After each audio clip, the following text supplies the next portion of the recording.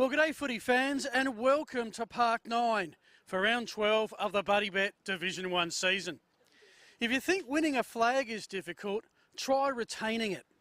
In the past 26 years, 14 different clubs have claimed a Division 1 title, but only one, the Goodwood Saints, have ever gone back-to-back. The Red Men of Prince Alfred started their premiership defence with a 1-4 record, but now they've found their mojo and they're back in the 5. Facing them today, the team in top spot, Port District and their dominant defence. They're having their best season in ages, searching for their first Div 1 flag in 30 years. A big game lies ahead and we want to thank all those that help bring it to you. The Banner Crew, Buddy Bet, Sip and Save, the Wakefield Sports Clinic, Police Credit Union, O'Connell Meets Central Market, Simon Black Academy, Roller Dice Racing, Archie's Footwear, New Balance, Parade, Dartfish, Interactive, Sports Interactive, CMAX Clinical Research and the Moseley Bar and Kitchen. Coming up, it's the defending premiers hosting the league leaders. Thanks to Filming Footy, this is the Adelaide Footy League.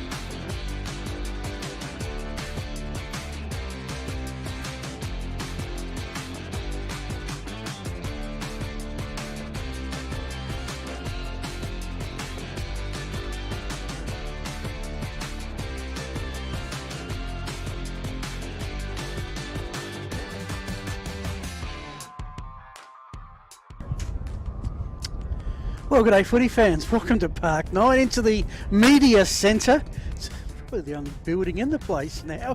The site under demolition, but more about that coming up. My name's Phil and thanks so much for joining us. Buddy Bet Division 1 game of the day. We've got a cracker, the league leaders, the defending champions going head to head. I'm joined by my partner in crime, Sean Jacko Jackson.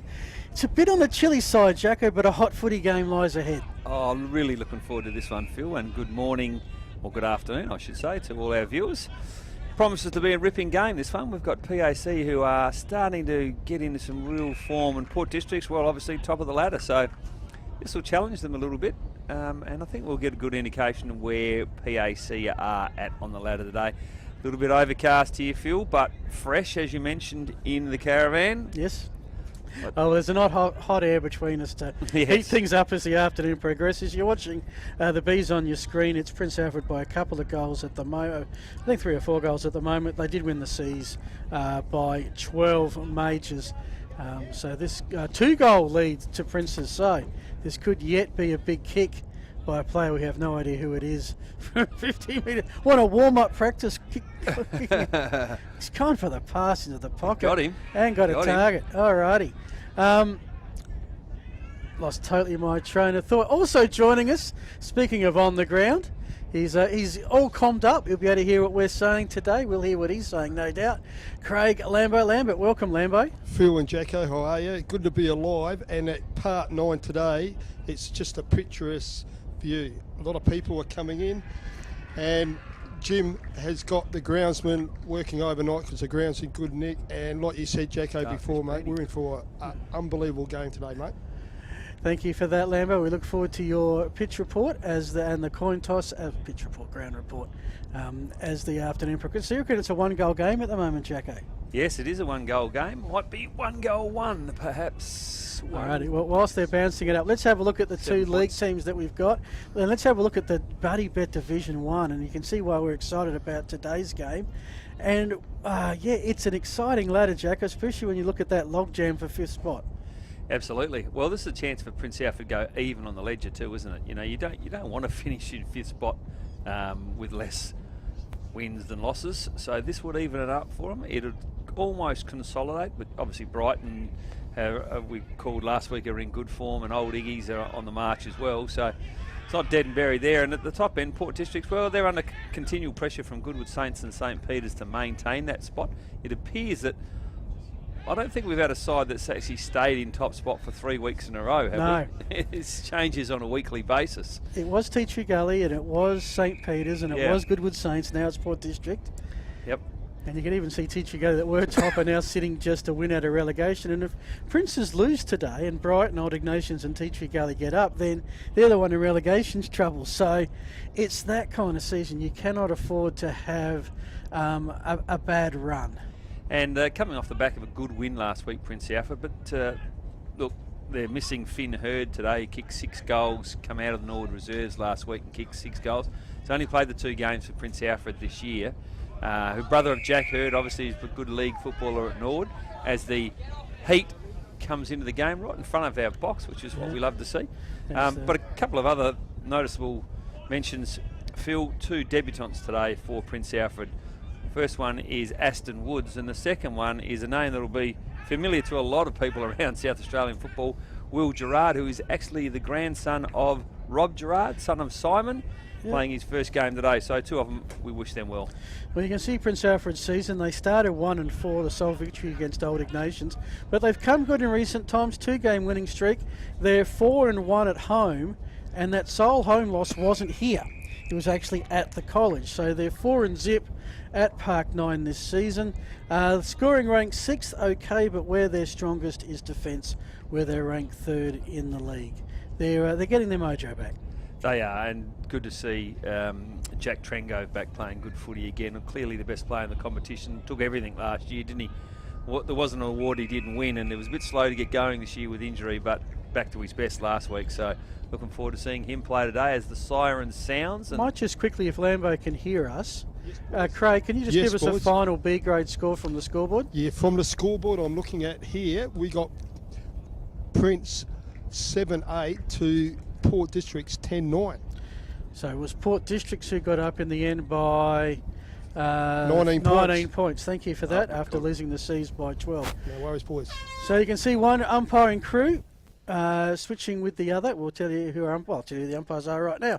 Andrew Crosby and Liam Binning, to be followed by Peter McMullen and Daniel Milne on the boundary, Simon Keir and James Turner on the goal. So we saw Prince Alfred's season. Port Districts have hit the paddock.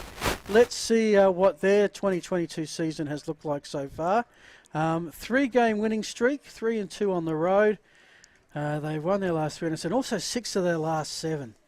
And the key thing for Districts for mine, Jacko, is top-ranked defence. And in the last 3 games, in the second half, they have allowed a total of 4 goals. Yeah, it's a pretty impressive effort. That's a fantastic stat, particularly in modern footy where everyone bangs on about the fact that defence wins your games of footy. They're well positioned. The interesting part is from the front half of the ground, they don't have a standout player that kicks a lot of goals. They share the goals fairly well. Even Sam Gray hasn't kicked a lot of goals. New into the competition, 4 for the season, which is quite surprising, really. I know Tom's probably kicked a few more. 16, yeah. Couple of noticeable absences today for Port Districts. Mitch Gaffney, the third of he's not the third, he's the second of the Gaffney boys, but he's not playing today, which is a bit of a loss for Port Districts. Nick Organ also is playing a good year in A-grade footy for Port Districts, not playing today. And Billy Creeper, I must mention, Billy Creeper, family friend, playing his second game of A-grade footy for Port Districts today. So looking forward to see how Billy goes. A matchup I'm really looking forward to, if it happens. Sam Gray, Jack Trengove. Would have been surely they would have been former teammates up at Alberton. Wow. Maybe, Yeah, I would have possibly. thought there'd be a year crossover for sure. Yeah. Yep. I mean, they're 2 high-quality AFL calibre players going head-to-head on our stream this afternoon. Well, we've got some cream as well, haven't we? We've got Chris Curran for Prince Alfred. Yep. We haven't had a chance to see him too much this year, but looking forward to seeing him play today. Obviously, state player, captain of Glenelg, and I see Mr. Wicks going past with a couple of bottles of Wicks Estate wines. I'm sure he'll drop a bottle into us later on, Phil, with all the free plugs we've given him. There he is, the Mitch and Thomas. Some stage there's going to be a bottle of wine come my way, Phil. I know that. If you keep begging, it'll eventually happen, you reckon. Alrighty, so that's Port District set up, and they've got Liam Ferns, I think, making a debut today. The last time they met, it was up April 23rd at Largs Reserve, Port District getting up by 22 points. They gave Prince Alfred a couple of goals head start, but wheeled them in, scoring 8 goals to 4 in the second half. Heffernan and Pearce with 3 goals. Niskus, important, Sam Gray, Heffernan, they've been key players all year. Gorell's just the 2 goals, and that's probably one of the things that's changed for Princes is their forward targets. We've been used to Bartlett and Razzle Dazzle in the recent years, but scoring goals not as easy as it has been in previous seasons. No, the front half of the ground has changed dramatically from last year. Just going back to Port Districts, I think Liam Ferns has played a couple of games. He's a brother of Jack Ferns, who plays at Woodville West Sirens. His father runs the business Top Stairs, so terrific family, the Ferns family. So good to see Liam, who's actually a Seaton Ramblers junior, making his presence felt out at Port Districts. I think Lambo's got some. You got some stop press news for us, Yes, I Lambo. have, boys. Yeah, just a number, Guernsey number change for Prince Alfred boys. Mitchell Toole from 25 to 31 today. Thank you. I picked it up out there, boys. I just want to let you know. Thank you for that, Lambo. Well, you said he was fairly sharp today, Phil. Oh, fire up, Jacko. Hey, And and worst part is he can hear everything we're He saying can hear today. everything you say. Yeah, Sean, if you can't pronounce the word correctly today, let me know. It's not pronounce, it's pronounce. No, okay? it depends what school you went to, mate. You can't get the word pronounce wrong. It's going to be a long day if you get that Oh, wrong. here we go again. It's just about finding Lambo's range, I think. The 3 ins, 3 outs for Prince Alfred. Sam Buckham comes in along with Ashton Woods and Will Gerard, both on debut. As you mentioned, Will Darwood is an out. Yeah. That's kind of critical because he really does solidify their defence. Ollie Clark is always good when he plays, and Finn Hurd we mentioned before. For Port Districts, 3 changes again. Liam Ferns comes in along with Tommy Carter and Alex Dienorf. Out Nick Organ, Gavin Shepherd and Tommy Schmush. Gavin Shepherd is one of their key forwards. But they've still got a few others. Dale Pearce has kicked 18 goals.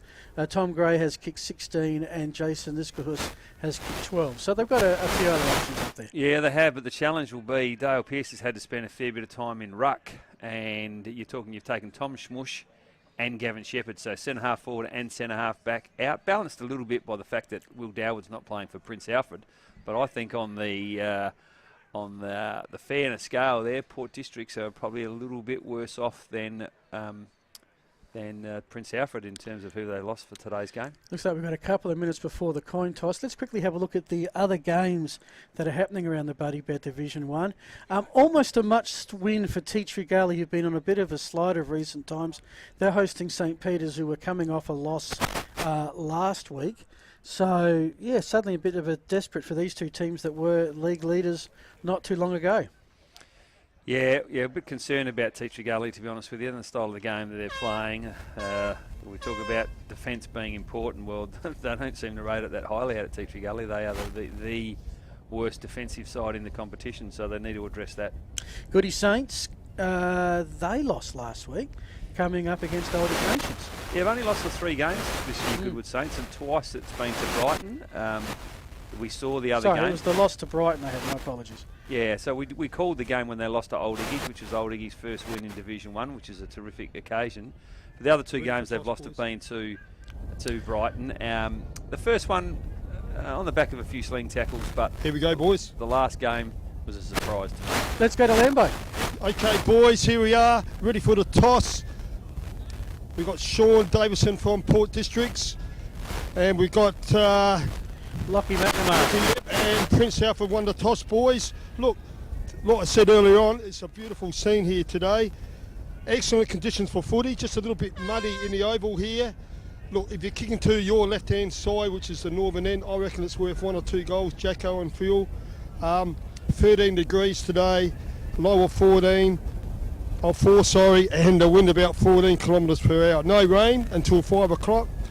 My prediction, boys, look, I'm going for Prince by 9 points because they're always hard to beat at home, and it's wearing for a crackerjack game, and the crowd is building up. Let's get right into it and have fun today, boys. have a good call. I think Lambo is going to have an absolute ball today because we're not going to be able to stop him just joining in whenever he wants. We've unleashed the beast. That's it. Every word. That's it. We're talking about how they lined up this year. You remember we came out here and called this matchup last year?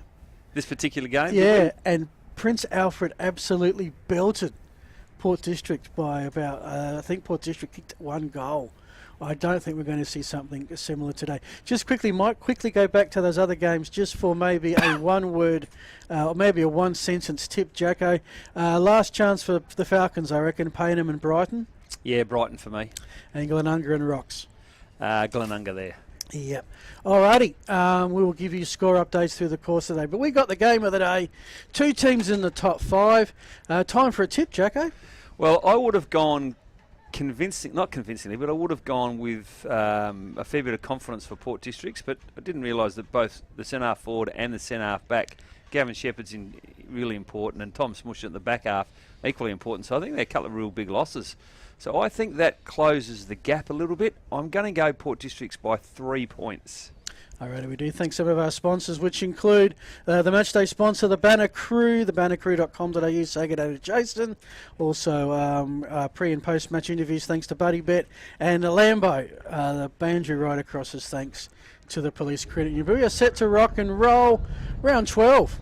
We're heading into the final third of the season after this week, and to get us underway, your caller is Sean Jackson. Yeah, interesting. Straight off the bat, it looks like Sam McKay's gone in the ruck for Port District, so Dale Pearce is probably up forward somewhere. So let's have a see. Jordan Neal it is for Prince Alfred. He gets first hands on it.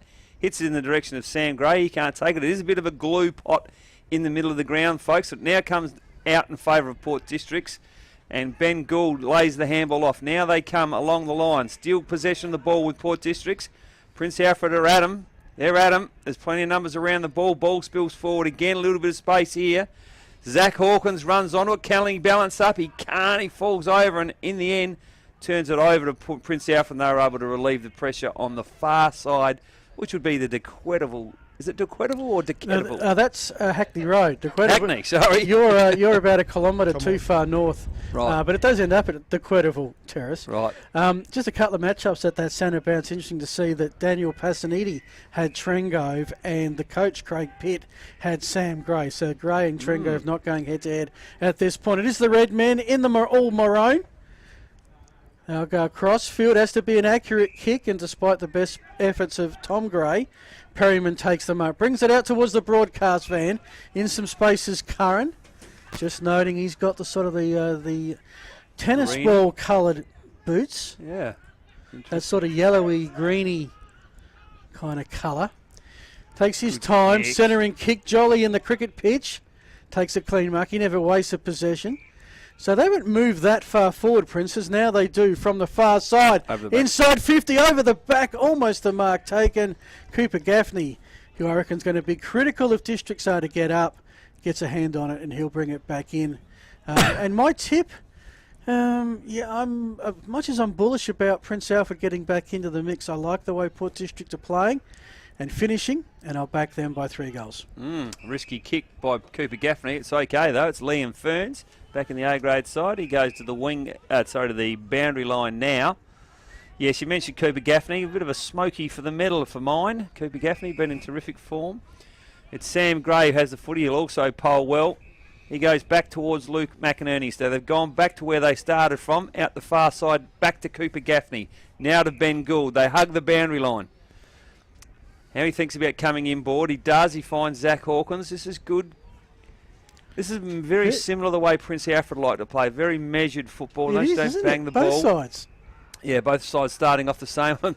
Not afraid to switch the play and go back again. And we're over here to Jason Niskahoos. Drops what he should have taken. Could be costly. But a good follow-up tackle by Shannon Jenner. Is rewarded with a free kick for holding the ball by the umpire.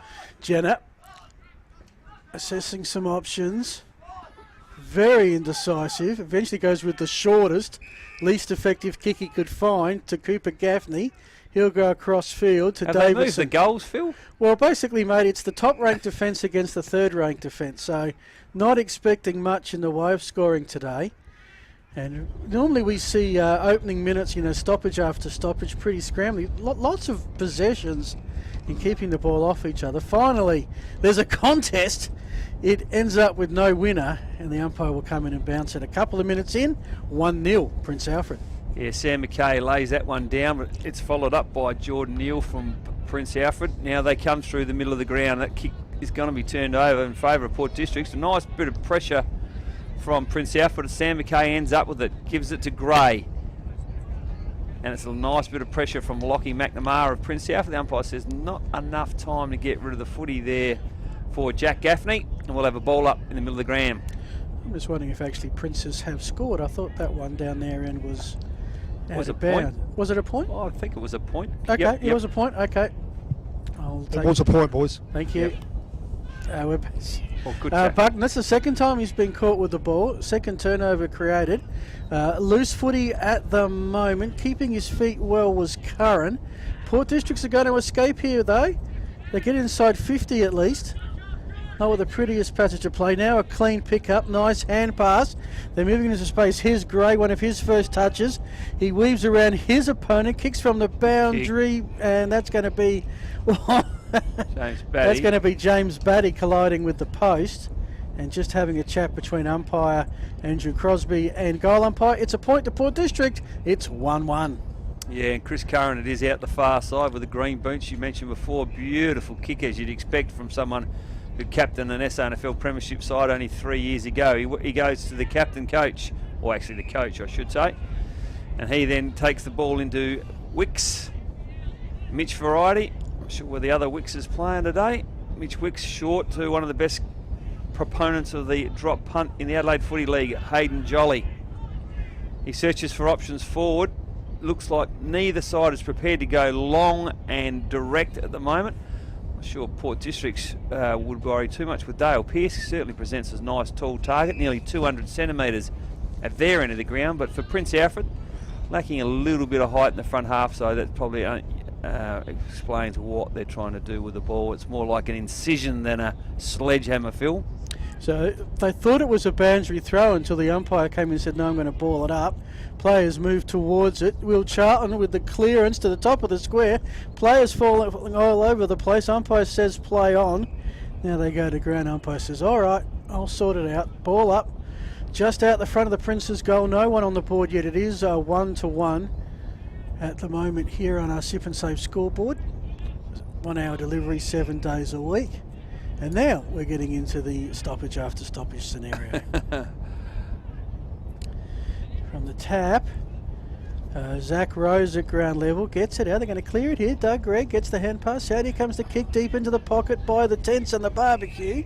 Sam McKay. And McKay's taken a good grab off half-back flank. We should just about see the football fly past us in just a sec.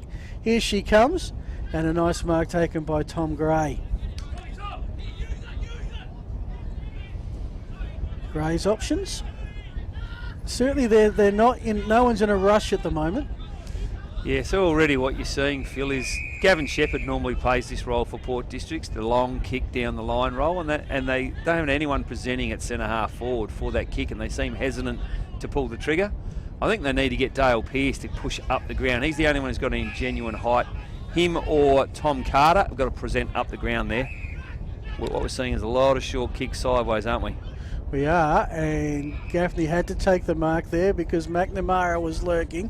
Now they'll move it to the other side. This is with Zach Hawkins, who's had a fair few touches already, to Gould, true centre wing in front of a little group there, camped under the trees there on the Hackney Road side. Back to Gaffney. Now they'll move it forward inside 50. Will it sit? It does momentarily. Weaving through traffic. It's going to be the shot on goal. Niskahoos with the shot, missed it, and now it's Districts in front. 2 behinds to the black and white, 1 behind to the red men. Really enjoying seeing Jason Niskahoos back to some good form this year. He's had a bad run with injuries the last couple of years. A terrific player and a great lad, and it's good to see him playing good footy again. As Pitty plays on from the kick-in, goes long out the far side. We haven't seen much of that today. See whether that's successful. It's not. It's Port Districts who get first hands on the ball, and a beautiful kick in. And it's the bloke I just spoke about, Jason Niskahoos. I'll get Lambo to pronounce that later on. There'll be a real challenge. Well, it's pretty easy, Jack. Jason. Jace. So he is locked up in the far pocket. It's going to be a difficult kick. Looks like he is getting himself set to snap this one, which is the modern way. How does it look off the boot? Not good enough, and that's a second point to Port Districts. Yep. There's a discussion on one of the radio stations coming up about that Stevie J kind of kick around the body. Once you get more than about 25 metres out, does it become a lower percentage? Because it's much harder to control the ball when you're going for the length. As Jolly, straight down the middle, pinpoint pass, expected nothing else to Ashton Woods. So he's on debut, possibly his first kick, makes it a good one into the middle of the ground. Pitt tried to hand pass, interfered. Picking up well again was McNamara. His long kick to the top of the square. Davidson with the thump with the flight of the ball, saved a mark and shot on goal. It's 2-2 here at Park 9. And that's the quickest transfer of play we've had so far today, wasn't it? Went straight down the middle. And it was, if that's not a lesson for you, I'm not sure what is. They had a chance to score a goal with that straight down the corridor footy. So I'd like to see a little bit more of that, Phil. Just checking up who's, I reckon Port have got 2 loose players behind the board at the moment. Therefore, I'd assume Princes are something likewise, no matter how quick they move it. Ben Siebels, one of these related to Carl Siebels, who played a lot of football at Prince Alfred. Lambo will get some mail on that for us as the Melbourne Demons supporters walk in front of us. Yeah, a little bit rude too. Of course, well, the youngest ever captain is playing out here today. Yes. And of course, then it's a short walk down to Adelaide Oval. Will he get there for the second half, Phil? It's a 4 o'clock start, so yeah, half a chance. Yep. Depends if he's got to go to Prezzo's. Yeah. Do you think he gets membership boys down there? Not sure, Lambo.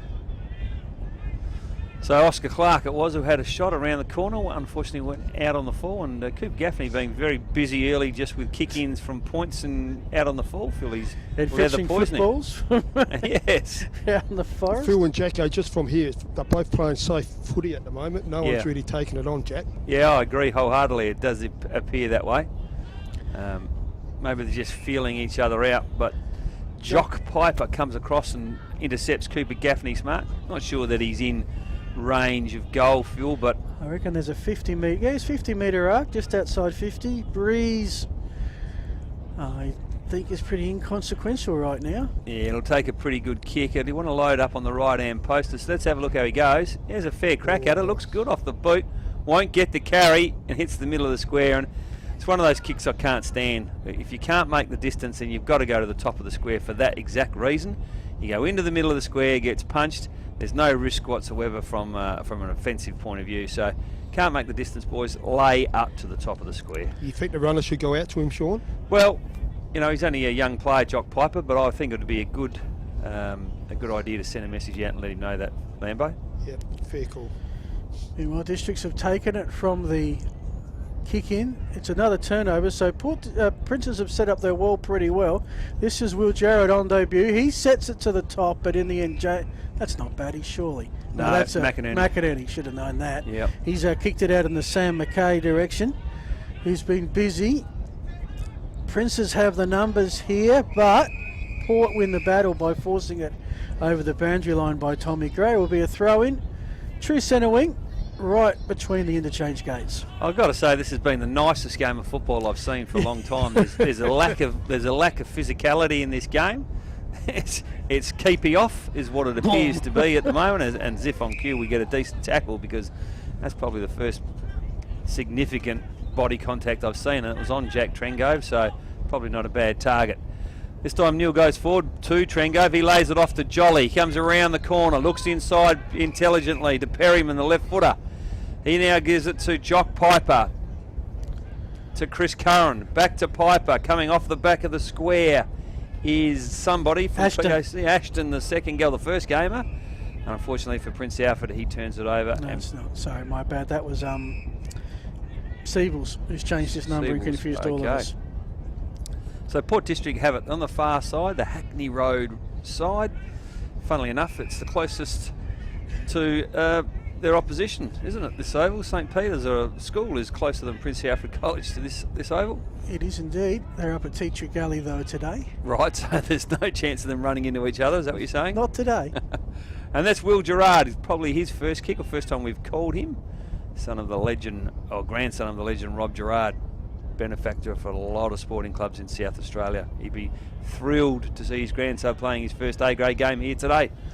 All right, Districts, they've every time they've had it, pretty much they've tried to bring it out on the, I don't know, what do you call it, the city side, the western side. You can't call it the grandstand side Clubhouse just yet. side? Can't call it the clubhouse side just yet. The commentating side, boys. The broadcast side, there we go, that'll work. Thank you, Lambo.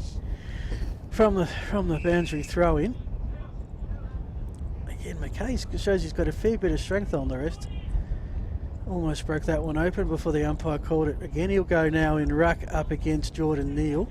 Very versatile player, Sam McKay. He can play back, forward and in the ruck. Very handy. Jolly rare time I've seen him tackled. Some quick hands though. Ends up with Trengove. His kick, I thought, I was about to call misdirected. But no, straight down the throat of Buckham, who finds a target in Oscar Clark. That was a nice passage of play, actually, wasn't it? 3 or 4 short handballs till they were able to get it out into some space. Quick kick by Trengove, and then that finish. Probably as good a passage and almost a contender for the Simon Black Academy play. It was probably the best we've day. seen so far, although I reckon that coast-to-coast play from Prince's earlier was nice, had they have slotted the goal. That's right. Let's see here. Clark, who's kicked 2 goals this season, make that 3. And we have our first goal of the contest just under 15 minutes into it. Prince Alfred are 139. Districts are 3 behinds. That is the Sip and Save scoreboard. 1 hour delivery, 7 days a week. And thanks to Police Credit Union with some special comments. Here's Lambo. Yeah, it's just a bit of feedback, boys. Young Benjamin Seaballs, he's a young brother.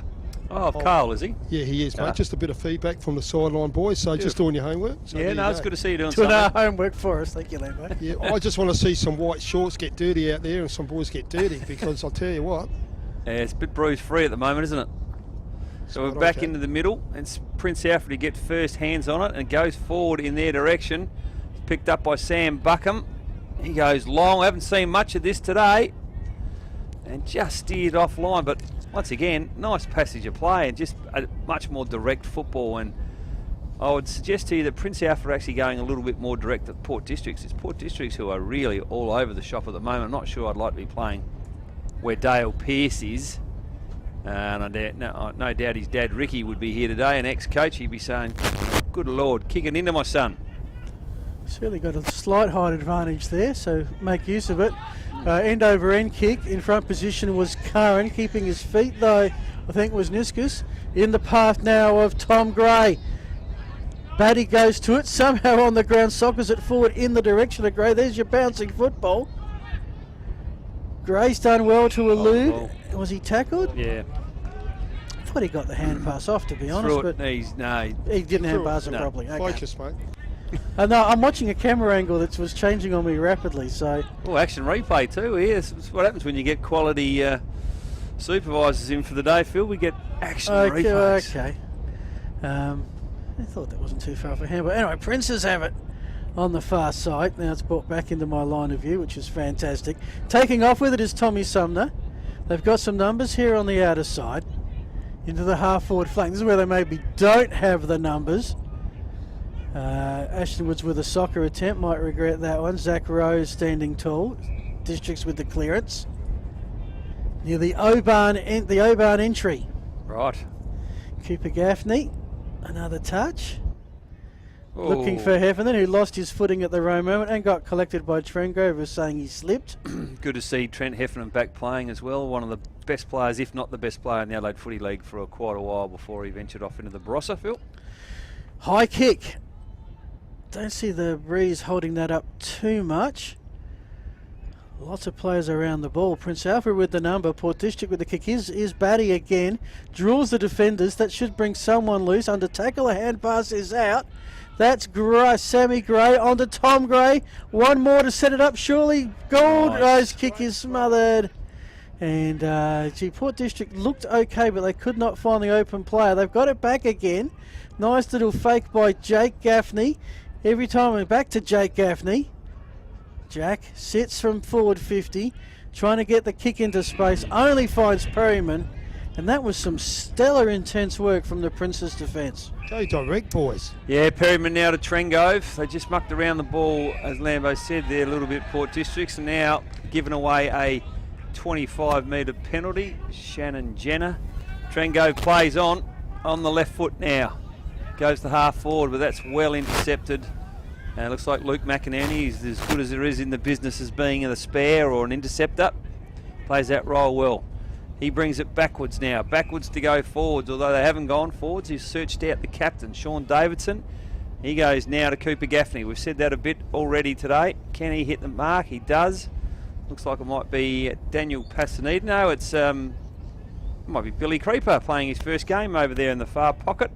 He hits up Cooper Gaffney and thinks about playing on. Nothing there to kick to, so ends up having to go short. This is where they're coming a little bit unstuck. First time today I've seen them do this, the long kick. Let's see what happens. What's the result? Doesn't always have to be good. Now, there's a perfect example.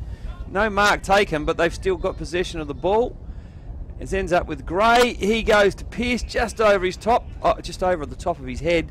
The umpire's paid a free kick. So what we got there was a quick transition of play under a little bit of pressure, a long kick. And this is where sometimes I feel coaches get a little bit frustrated, Jack. Yeah, we get frustrated watching the game because what we've seen is a direct passive play. It doesn't have to be marked. The ball hits the ground and now they're having a shot on goal. You know, if they stop mucking around with the ball, Port Districts, they might do this a bit more often. Funnily enough, I saw a little interview today with Neil Curley from about 3 years ago, and he spoke about what's happening with football, and coaches now want to be all focused on defence. Yep. And whatever happened to trying to kick more goals than the opposition. Well, we're seeing a little bit of that today. How many today. goals do you think will win this one today? 10 wins it today. Oh, yeah, by a mile there, Phil. Okay. So Dale Pearce, nearly 200 centimetres, looks good off his boot. It is. Is that their first or their second? That is their first goal, Their and first. Pearce is 19th for the season. And just to correct those numbers that got us confused earlier, because I've just kind of researched it. Ben Siebels is 28. Mitch Thiele was the one who had the number change. He's 31. That's good, Phil. Good to see you focus. A bit more excitement down here on the boundary line now. Port District's got a goal now, and we want to see a bit more crowd participation, so I'll get them up and going soon, boys. Yeah. Usually save that for grand final day, Lambo, if I remember from last year. You and your friends in the seats down by the fence at Richmond Oval. We're actually going back to Norwood this year. Is that right? It's been decided, has it? In Kerner, CEO's update. Well, close to the office, you see. Don't have to go far from the office. That's There's a change in the ruck here for Port Districts too. It's Zach Rose. Not sure how many games he's played. It doesn't have a lot of size about him, Zach Rose. So it's a big task that he's been set to play in the ruck. 21 minutes gone. Prince is in attack. There's a nice clear handball. Got it out. Shot on goal is straight through the middle. That was Ashton Woods with the hand pass. Just missed who? Mitch Larson. Larson with the shot. We like him, don't we? He's a good, hard, aggressive player, Mitch Larson. We see him tread the line a few times. We've seen him this year. Here's your Simon Black replay. Ashton very quick. Ashton Woods very quick with the hands. Yep. Now Larson just as quick with the kick. He is the leading goal scorer for Prince's this game. Currently sitting on this season. Sitting on 11. That's what you want to see, boys. Get the ball on quick. Yeah. Quick, more flow. None of this stop-start stuff. Come on. We want to see some really quick footy today. Get it on. Go direct.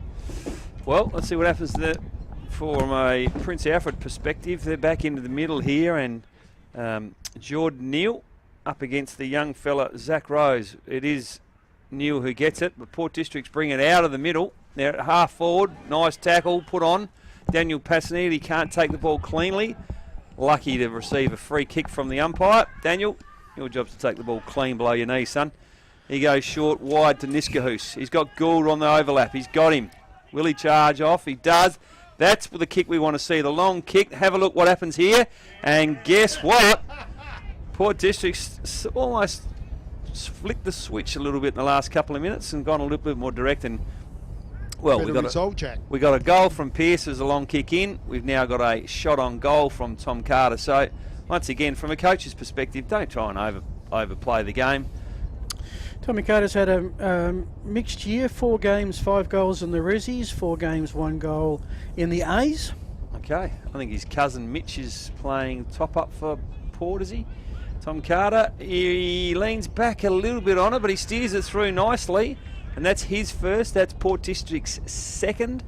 And they go out to 1 point behind Prince Alfred, and we have got a game on our hands. Well, I'm just glad to say that Port District have kicked more goals already than they did the last time they travelled to this venue. Right. But yes, both sides getting into the swing of it now, starting to, having played a little bit of keep things off, starting to attack in some numbers and finding some targets downfield. The feeling out process has stopped, Phil, is that what you're thinking? Yeah, just a different way to start. I'll have the ball and I'll just keep it. Look, you don't see that sort of tempo, slow footy at the start of a game. Usually it's all out attack and there's a lot of stoppages. Port District, the kick is smothered. Should be a chance here for Buckham. He's had some key touches so far. That kick to no one in particular, picked up by Niskus, who picks up, kicked around right in front of us. Front position was Tommy Carter, the last goal scorer. He's brought to ground by Ashton Woods, the debutant, who's seen plenty of action in this first quarter. I think Tommy Carter might be the son of Stephen Carter, actually, the ex-Port player. That goes back a bit. Yeah, that's son of it would, wouldn't it? Go back a bit. And it's a cousin of Mitch or Miller. Miller, I think it is, actually. Back in the glory days of the Port Magpies. Yep, so we're now at half forward for Prince Alfred. All the numbers are in favour of Port Districts, but it's Prince Alfred who read it best when it hits the deck. Now it's Luke McInerney. Can he take it up below his knees cleanly? Does in the end, gives it to Davidson. He relieves all the pressure. He goes long towards Carter. Good effort, nice contest, 1v2.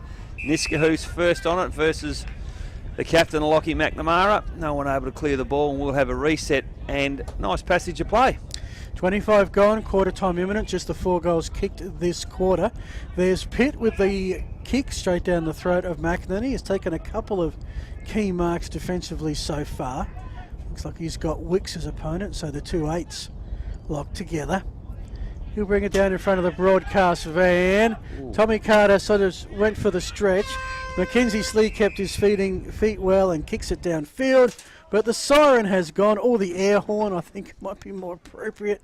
It's that kind of facility at the moment. Quarter time here at Park 9, and I think we've got ourselves a footy game. Prince Alfred 2-4-16, Port District 2-3-15. Goal scorers Oscar Clark, Mitch Larson for Princes, Dale Pearce, Tommy Carter for Port District. We will take a break. Lambo from the huddles, Jacko's analysts, thanks to Filming Footy. This is the Adelaide Footy League.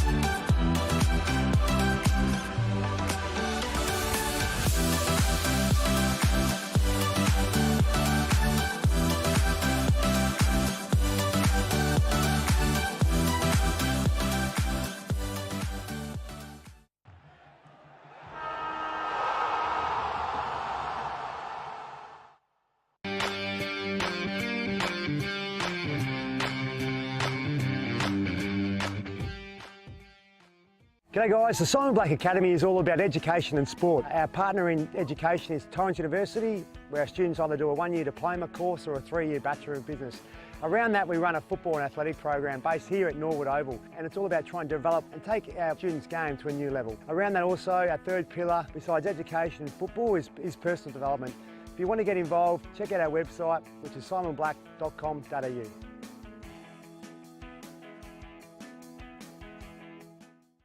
Well folks, we're down here at the Banner Crew. Our friend, supporter and sponsor of Between the Posts has joined us. Welcome Jason Goods. Thanks Tony, nice to be with you. What can the people out there expect to buy from the Banner Crew and get looked after? Pretty much anything that you can put your club logo on, or a message from the club, whether it be like you mentioned, a marquee or a flag or an A-frame or a banner, a stubby holder, a pen, anything like that, anything that you can pop the club branding on. Everything's customisable, so basically we've got an in-house design department with 2 graphic designers that can work toward getting the message across that you're after. We're down here at 318 to 326 St Vincent Street, Port Adelaide. Jason, thank you so much for your support.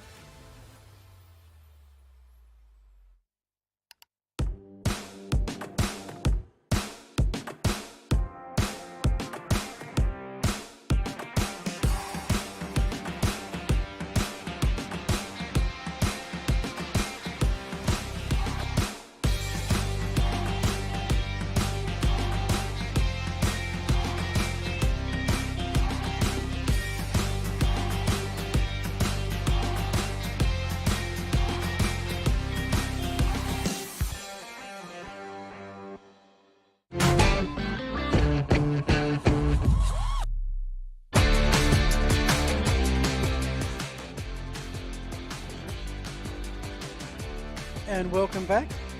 There you have the Prince Alfred Old Collegians huddle. They have a 1 point lead, 2-4-16 for District 2-3-13. Thanks to Super and Save, some scores around the rest of the Buddy Bet Division 1. Goodwood Saints 2-4-16, Old Ignatians just 3 behinds. Glenunga and Rocks are tied at 15 apiece. No updates from Paynham or from Tea Tree Gully Phil, at this point. Let's go to Lambo. Yeah, Phil and Jacko. Look, just listening to Prince Alfred Old Collegians there.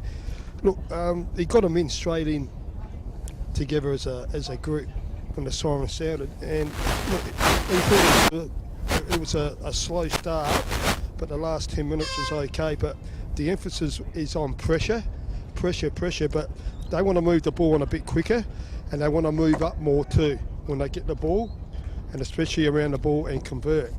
With Port Districts, the coach came out and he went to the centre boys virtually straight away and said, look, you got to guard the corridor more. And we guard it more, we convert more. And we got to attack more too. And coming out the forwards, Jacko, too easy with the Port Districts in their front line. But overall, I reckon this second quarter we're going to see a lot more attacking, because too many people on the sidelines are biting their fingernails, boys. But anyway, back to you, and let's keep up the good work. Thanks for that, Lambo. Of course, our banjo right across us this year, brought to us by the Police Credit Union.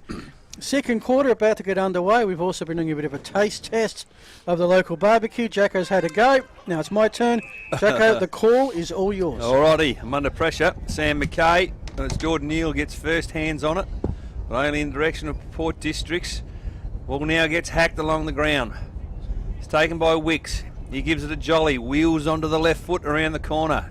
Generally hits the mark, not on that occasion. But Will Gerard, playing his first game, follows it up pretty well and handballs it out in the direction of Sam Buckham.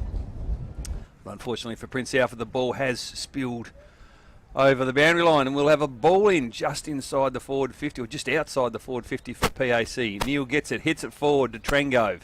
He's well tackled.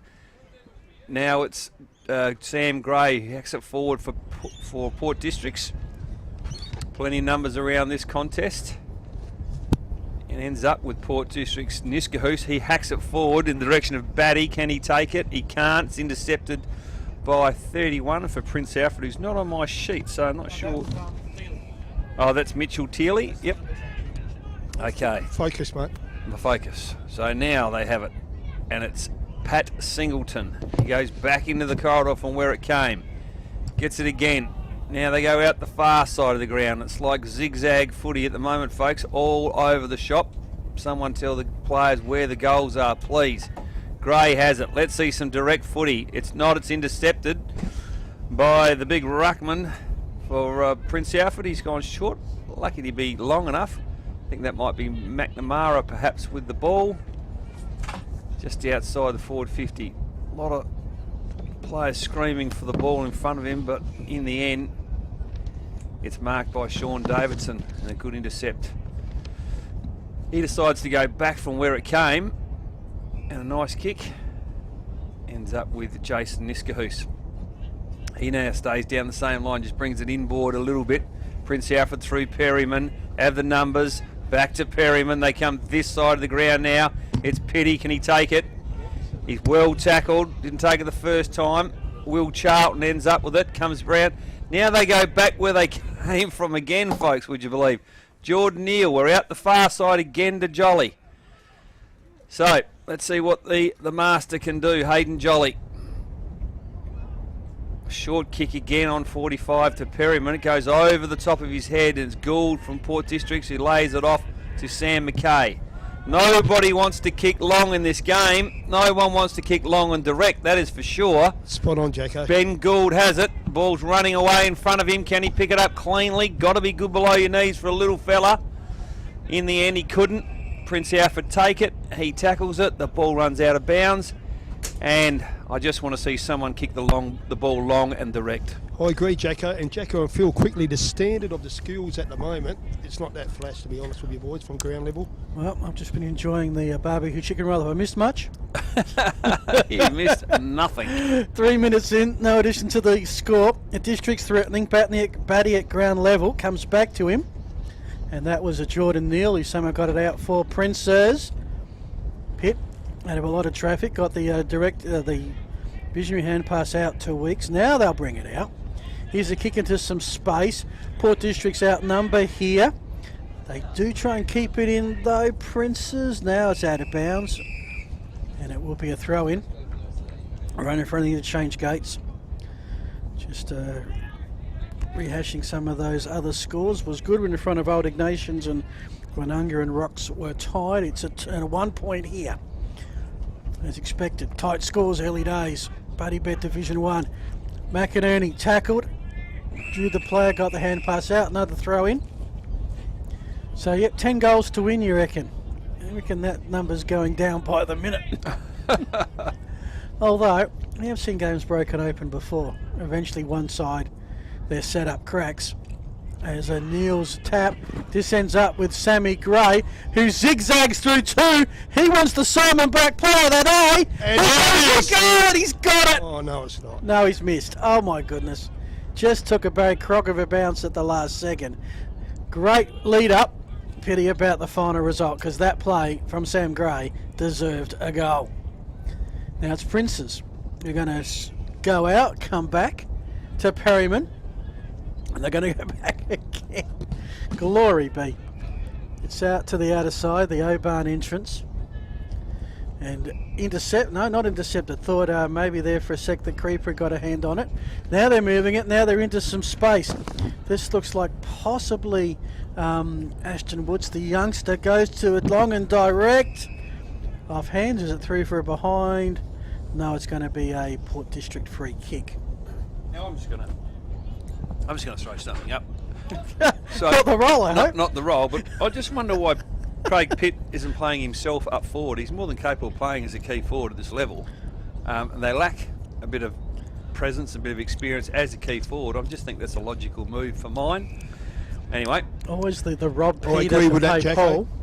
You agree with that one, Lamb? Yeah, no, spot on, mate. He's got the height. They've got no height up there, and he likes kicking goals. Yeah. Just do it. Do it for 5 minutes, mate. Yep. Let's have a look at it. Doesn't matter. Tommy Carter from Port Districts goes down. See, they've already got Chris Curran. You've got plenty of experience already in the back half of the ground. You've got good experience in the middle of the ground, Jolly, Trengo. It's just the front half. So surely Pitt is the answer there. So I'll get the runner out to him, Sean. Yep, please send the runner out, Lamb. We'll put a message out to somewhere. You'll almost get a kick here as the ball comes towards the boundary line. And what's happened? The umpire said we'll have a boundary thrown right in front of the commentators' boxes. One of the all-time Port District champions walks past in front of me. Throw in over the back. Nice bit of play. Gray, Heffinator on the left foot, long towards Gray. Tom Variety does it well. Handballs it forward under a bit of pressure. And a turnover here results in Zach Hawkins getting the footy. Turnovers are best stats at the moment, boys. Yeah, he goes short to Carter. He's certainly been prominent, Carter. He's involved in a fair bit of play, but have a look at that kick. So that's what I'm talking about. Chris Curran has got the back half covered. They do not need Pitt in the back half of the ground. Get him forward. Now they come through the corridor. McNamara has it. Short again to Pat Singleton. He looks up. He's flooded by numbers. More Port District players in front, so he's forced to go short into the corridor for 31, who I still don't have a number for. Yes, I do. Mitchell Tearley, because it's out of order. Back to Curran. And Cooper Gaffney in good position there, just couldn't hold it in the end. Sam McKay gives it to Gray, back to Gaffney. Umpires found a free kick for a push in the back. That'll go in favour of, I think, Sam Gray. Obviously didn't see any advantage in that, the umpy. Yeah, exactly right, Sean. So I don't know why he just didn't let the ball go forward anyway. Who, the umpire? Yeah, exactly. Yeah, maybe. From my point of view. Yeah, maybe didn't think there was enough in it. But Sam Gray has it now at half back. We go long. No, we go short. And it's Sam McKay. Like to see him push forward to get. Oh, that's a nice kick though, but well intercepted by. He's playing a good game, Chris Curran. So he comes short into the middle, saying that a fair bit. Trengo looks like he's getting tagged today by Daniel Passanidi, so it'll be a good experience for young Daniel. Ends up again with it, Trengo, hacks it forward. Now they come through the middle. Jolly, can he burst 3 tackles? That'll be holding the ball, I would have thought. Umpire says yes. This time he lets it go. Heffernan's on the left. Brings it in quick. Oh, going for the mark of the century. But I tell you what, that is much more exciting to watch, isn't it? A long kick in. Someone trying to take the mark of the century. Yep. That's what we paid our money for today. And that's why we're here. He counted 222 cars in the car park too, Sean.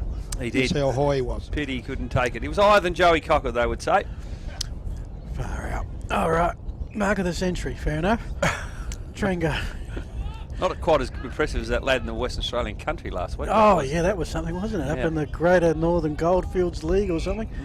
We picked up with Mackenzie Slee, former Rooster from North Adelaide.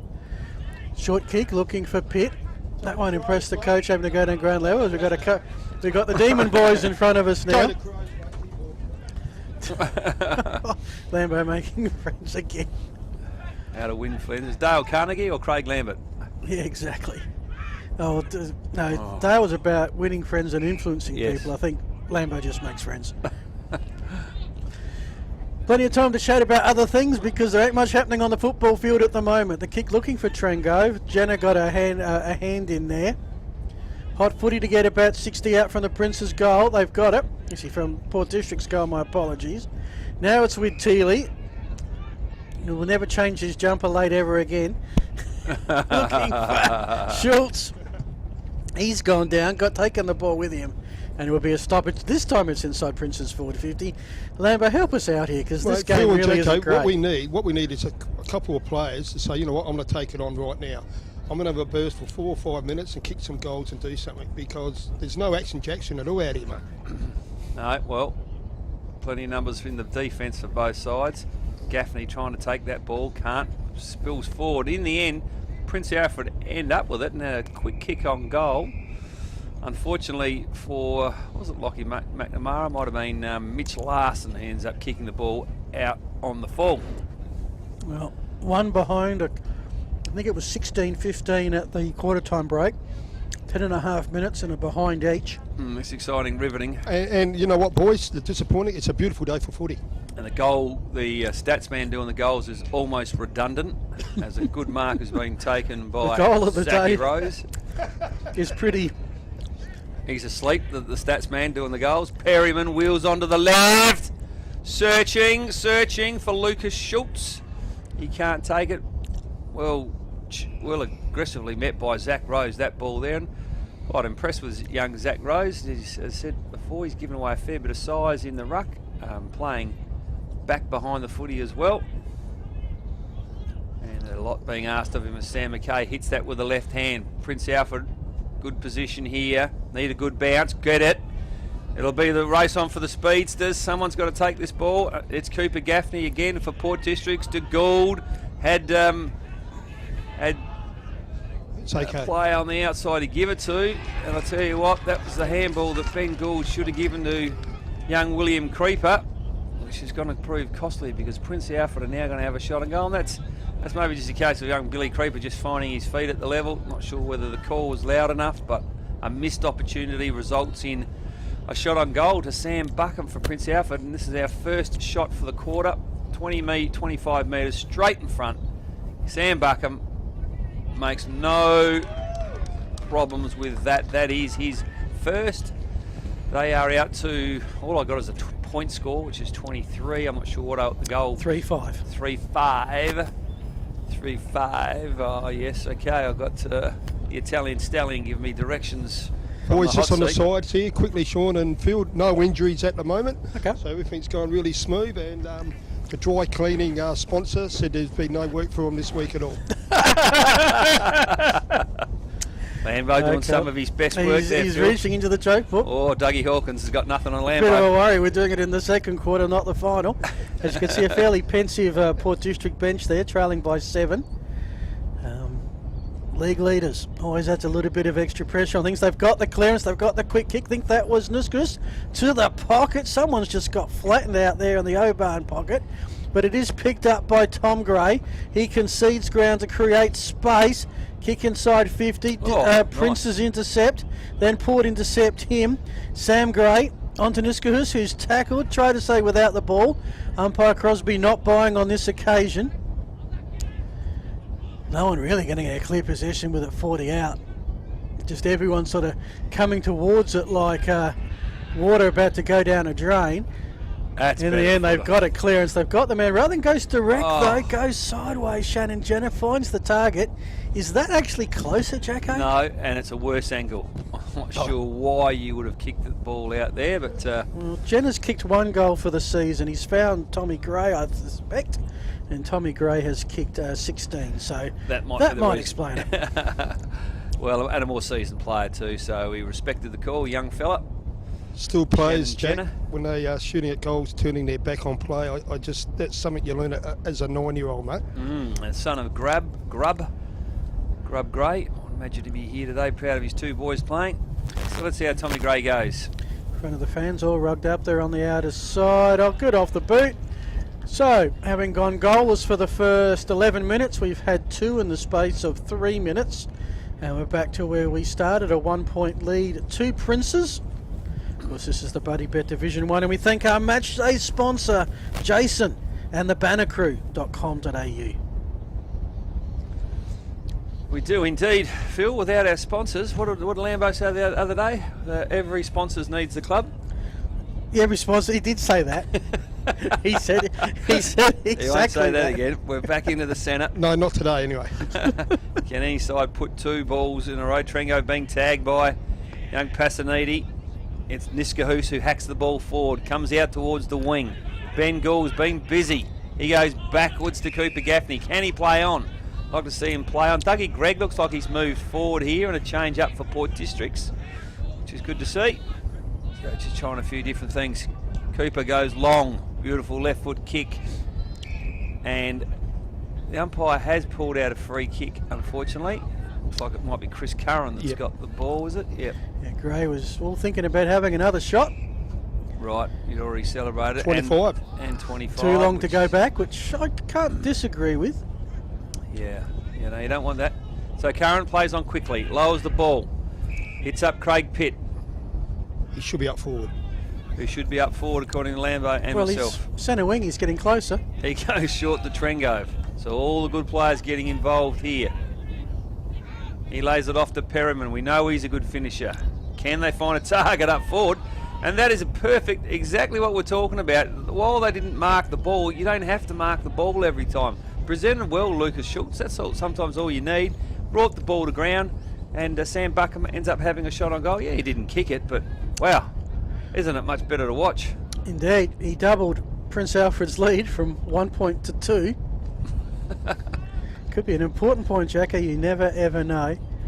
Battle by the boundary line. Princes with some numbers. They'll bring it back on the rebound. Picked up by Clark with the hand pass. Now the kick. There's a free kick. It's going to go to Wicks, I think. Yep. And would be Alex Dinoff, who was a late inclusion for Districts, to gave it away. I'll put a violet crumble on this, boys. Right, you're backing him? Yep, he's going to kick this. Wixie, come on, buddy. Kicked 6 goals from 11 games, one of 5 players from Prince Alfred to play all games. Sure where his brother is this year, Tom. So, wind, not a factor. Distance should be okay. Angle, just what he's got to deal with now. What about road noise? Unless the cars start honking their horns, I think he'll be fine. That's But he's Violet Crumble for you and me, Phil. Yep. Hang on, did I do a buddy bet on that, did I? You sure did. No, Lambo called it. He was going to pay Violet Crumble. Okay. It's a 3-point lead now and that scoreboard 3 goals 7 is starting to look pretty poor in terms of accuracy. On what is, and Jacko, would this be back in your playing days? Would this be just how you'd like to play? This is almost perfect weather for football. Overcast, cool. It encourages you to keep running. Yes. Doesn't sap you of energy. You know, I think it's a perfect day to play footy. No doubt about that at all. Trengove to Jolly. Jolly got the kick away. 2-on-2 contest, some thumbs from behind. Wick stayed out of it. It came straight to him. Almost the mark for Schultz. That was virtually stolen out of his hands. And free unlucky. kick. He did it well, didn't he? It was a good effort. Yeah. He's got it nuts. Liam Ferns, I think it was, that got tackled, yeah. Just trying to pick the lad who's got it. Is this? Is it Buckham? I'm going to go Buckham. No, it's Ashton Woods. It's the youngster. Oh, Woodsy. Number All right. 19. Yet to trouble the scoreboard. He kicked 8 goals in 8 games for the Westies under 16s back 3 years ago. oh, you've done your homework, Juniors Phil. at the Goody Saints. Oh! Top of the square. Everyone's going for the mark of the century. They know that there's a $5 $50 voucher for mark of the week. Got good spring, hasn't he, Lucas Schultz? Sorry? Oh, $5 goal of the week. Okay. Well, they're all trying to get on the highlights tape regardless. Port will clear. I'll clear and hand over to Sean Jackson. Yeah, Ben Gould, who's had as much of it as anyone on the ground today. Now he goes back out the far side of the ground. Why, says Craig Lambert, because he's got Zach Rose who can get it on quickly, and he does. He's looking for answers. They go short on the 45 to Gray, Sam Variety. He looks forward. Pretty well set up defensively, Prince Alfred, so he's forced to come back this side of the ground to Niskahoos. He wheels around his opponent. Now we've got a nice kick to some space to Carter. He can take this and play on. He's got numbers. He's got Gaffney running onto this. Can he get it? Heffernan should have gone to Gaffney perhaps. It's Pearce. Takes that ball cleanly, but he's well tackled. And they probably butchered that play, although they're still in it here. Carter quickly from Gaffney. Top of the square. Numbers there. Ball spills. No one takes it cleanly. There's still a bit of heat on. In the end, Curran is able to relieve the ball for Prince Alfred again, although only as far as Billy Creeper, the young fella playing his second game. There's a beautiful low at his eyes there and found Carter. The last 5 minutes, young Carter, Jacko's had a few touches and he found space really well there, mate. Yeah, he's presenting well, and good to see Billy Creeper playing on this wing, who got that kick out the far side of the ground. That'll be good for his confidence. So, Carter. He's had a lot of the ball. He's probably been as impressive as any forward on the ground today. He'll be kicking from about 40, maybe 35 metres. Almost straight in front. Nice and balanced. Head over the ball. I like the technique. Give the bloke a wrap and bang! There you go. No problems. That is his second, Tommy Carter. And Port District's out to... well, what are they out to? Phil, they're in front. That's 4-4 to points. 3-7, boys. 4-4, 3-7. Yep. Good kicking is good footy. Yep, and they're just slightly better with the chances and have taken the lead back from Prince Alfred by just the 3 points. You see the score there, Sip and Save scoreboard. 1 hour delivery, 7 days a week. We keep getting the replay of Mitch Larson's goal. I think there's going to be our play of the day regardless of what happens. Oh, the Stallion lost it. The Stallion. You can take him out of college footy. But It was a nice highlight, but we have seen it 4 times now. Anyway, back to the live action here. Thanks to Filming Footy. Some quick movement by Princes. Will Charlton's kick, where has it gone? It's gone wide. Can you yell out to the players, that was great, Lambo? I love that bit of play. It was direct. A shot on goal. We got some score. 3 goals, 8. Princes. As the kick coming straight towards us. Charlton with the stretch couldn't take it. Princes with some numbers. Wormburner kick gives their forwards a task now. Especially Will Gerrard, who's clobbered by a couple of district players. That was Dienhoff. Umpire says all fair. You're right, Jacko. That was a bit of excitement, and we want more of that, mate. Oh, we want lots more excitement. Plenty of numbers around this ball though. There's no real excitement there. You'd expect to see inside 50 a bit of heat, and certainly there is some heat being applied by Port Districts. Plenty of numbers around the ball. Prince Alfred get first hands on it.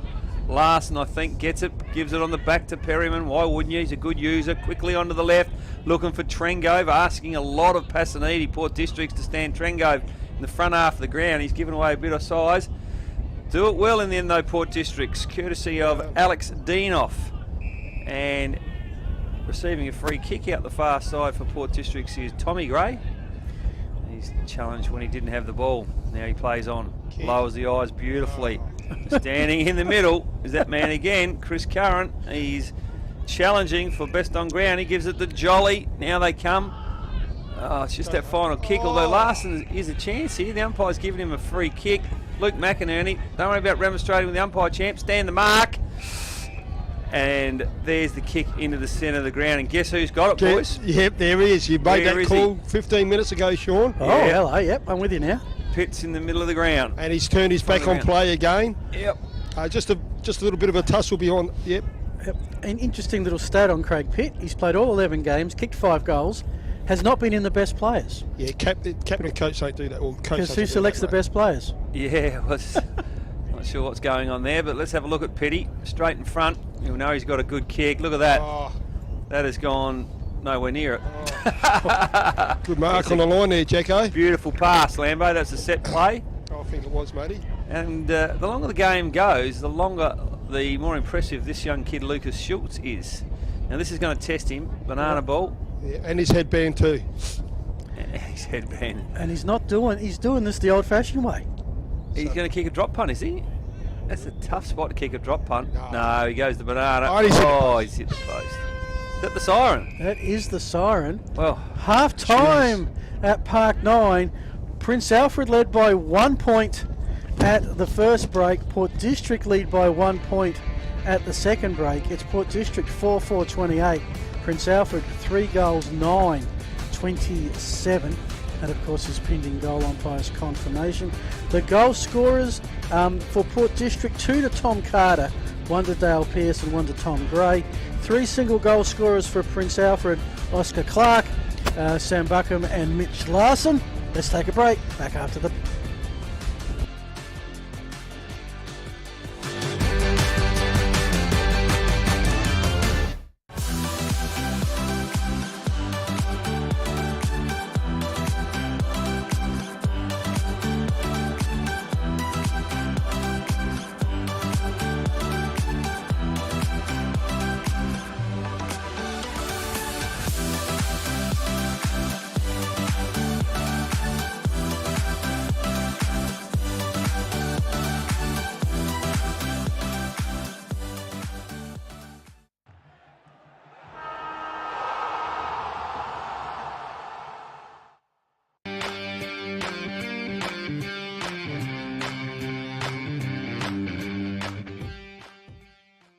G'day guys, the Simon Black Academy is all about education and sport. Our partner in education is Torrens University, where our students either do a 1-year diploma course or a 3-year Bachelor of Business.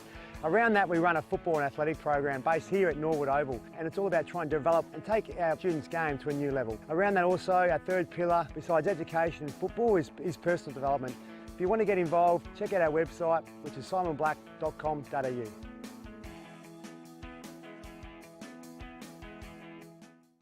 Well, folks, we're down here at the Banner Crew. Our friend, supporter and sponsor of Between the Posts has joined us. Welcome, Jason Goods. Thanks, Tony. Nice to be with you. What can the people out there expect to buy from the Banner Crew and get looked after? Pretty much anything that you can put your club logo on, or a message from the club, whether it be like you mentioned, a marquee or a flag or an A-frame or a banner, a stubby holder, a pen, anything like that, anything that you can pop the club branding on. Everything's customisable. So basically we've got an in-house design department with 2 graphic designers that can work toward getting the message across that you're after. We're down here at 318 to 326 St Vincent Street, Port Adelaide. Jason, thank you so much for your support.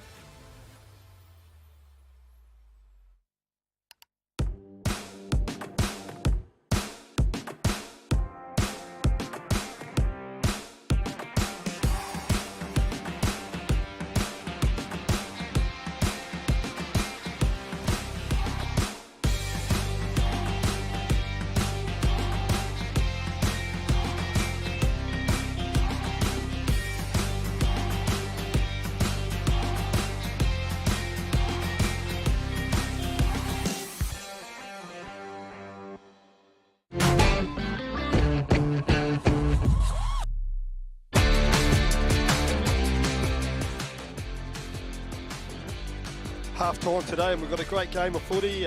Port Districts against Prince Alfred. Port Districts up by 1 point at half-time. Oval's in great condition, and we've got a great crowd. But most importantly, I've got the chairman of Prince Alfred Football Club, Jim Parkinson. Parker, how are you, champ? Very well, thank you, Lambo. Nice to see you guys here again. We've missed you this year. We fall down the ladder a little bit and you lose interest in us. We'll talk about that. Slow start of the year. And probably the last 4 or 5 weeks, you're slowly getting there. But why the slow start, you feel, Jim? We lost about 12 players from last year's grand final side, and it's made a massive difference. We've had a number of good players come in, but we've also had a number of injuries. So I know it sounds like an excuse, but it is a reason. But things are coming together again. We did cop some injuries this week. Finn Hurd, who kicked 6 for us last week, he couldn't play today with a chest infection. Will Doward is out with a hamstring. Ollie Clark did a shoulder last week. And, we've had silly injuries. Hugo Kelly was at Port Douglas a couple of weeks ago and got some coral stuck in his leg, didn't he? So he had to have that cut out. So there's been silly injuries all year. But having said that, mate, I think that's something that's happening across the league. There's a lot of clubs that are going through some pretty hard times. But we're heading in the right direction at last. We're heading there. We're getting there. Fantastic. Enough of like seeing Prince around the mark and knocking on the door for finals. How good is this year going? Like the competition itself. I mean, it's probably been, one of the best years ever for A1. It's extraordinary, isn't it? I think the quality of football is maybe not quite as good as last year. I'm going to say that because we were at top of it, but it's been amazing. We win 2 games and we go from 9th to 3rd or 4th or 5th or something. I think Payneham are struggling. Payneham are doing it really tough. Districts have been fantastic. Spock are good. The 2 teams that have come up from Div 2, Iggy's and Glenunga. Glenunga have been terrific. Iggy's we played them last week and we've fortunately got them at their ground. But they're a good side. They're a very good side. They are. Most importantly, I spoke to you at the beginning of the year and I went to your opening night. This time next year, mate, we're going to be looking at something special behind here. And it's a credit to you and everybody on board. But you know what? It's going to be great for everybody who comes here, watches the game of footy and seeing a high-class standard of club rooms, mate. And how's it all going? It's all come about pretty quickly, actually, Lambo.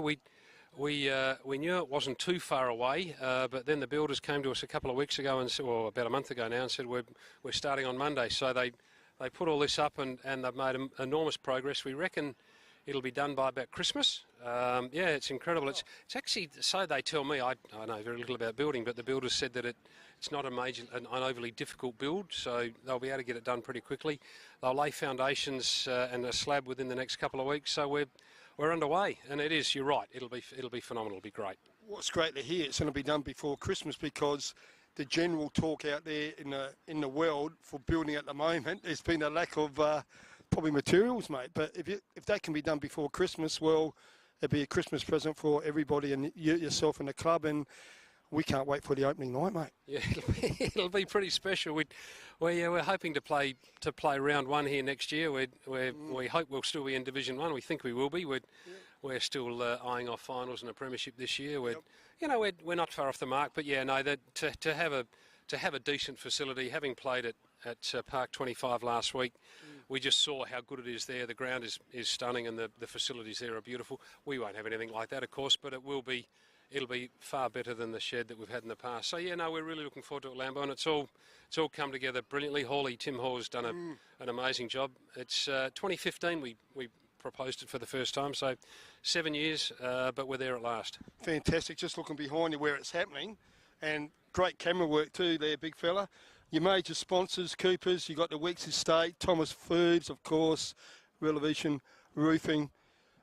Anyone else you want to add to there? Yeah, I do actually. I want to mention the Havelock. They've got involved this year in the General Havelock Hotel in town, and they've been fantastic. The lads love going there. So you'll be there for presentations tonight? My word. I might even stick the head in there. But Lambo, please do. I'll buy you beer.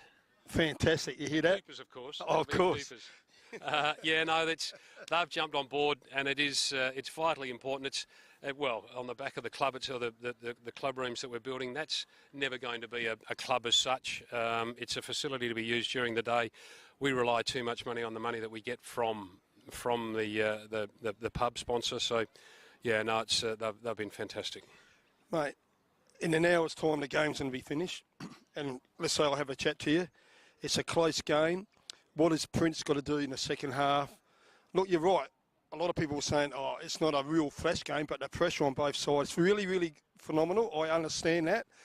But if Prince are going to win this game, what have they got to maintain or do, mate? I think our good players, as they have done just about the whole year, have to continue to play to their absolute maximum. We are light on numbers.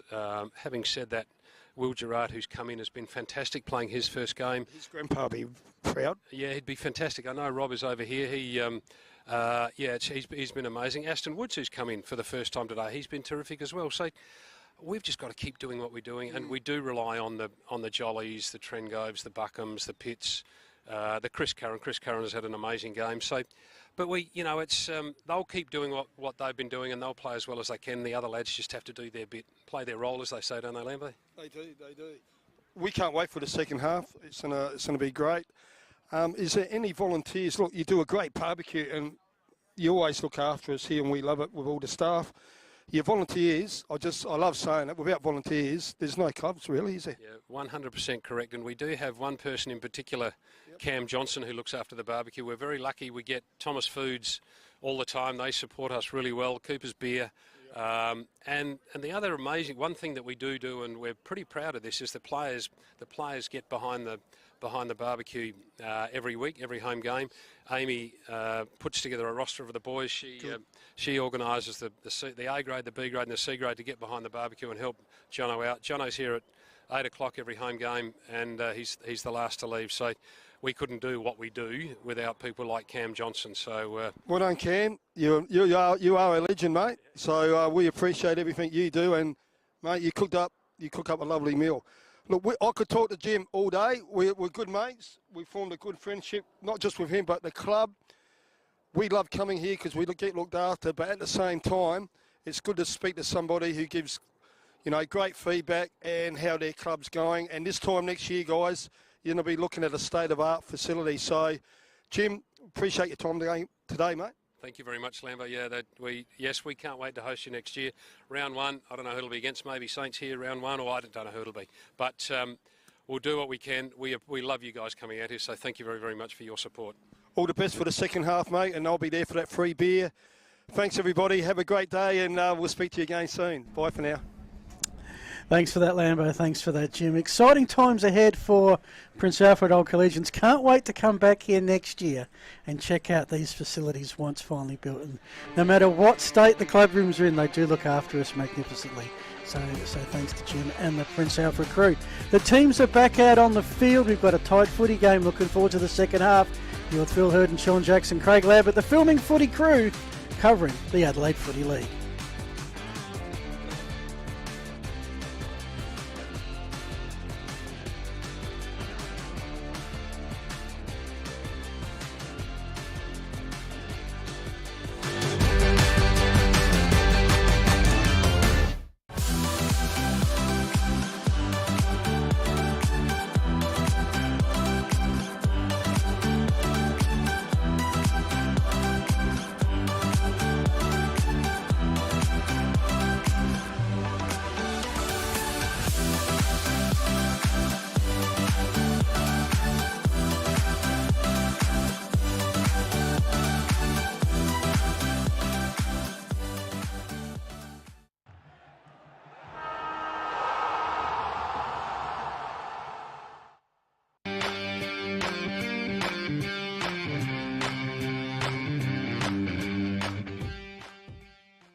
G'day guys, the Simon Black Academy is all about education and sport. Our partner in education is Torrens University, where our students either do a one-year diploma course or a 3-year Bachelor of Business.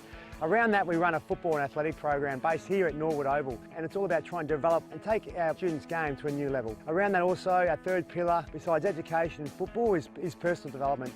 If you want to get involved, check out our website, which is simonblack.com.au.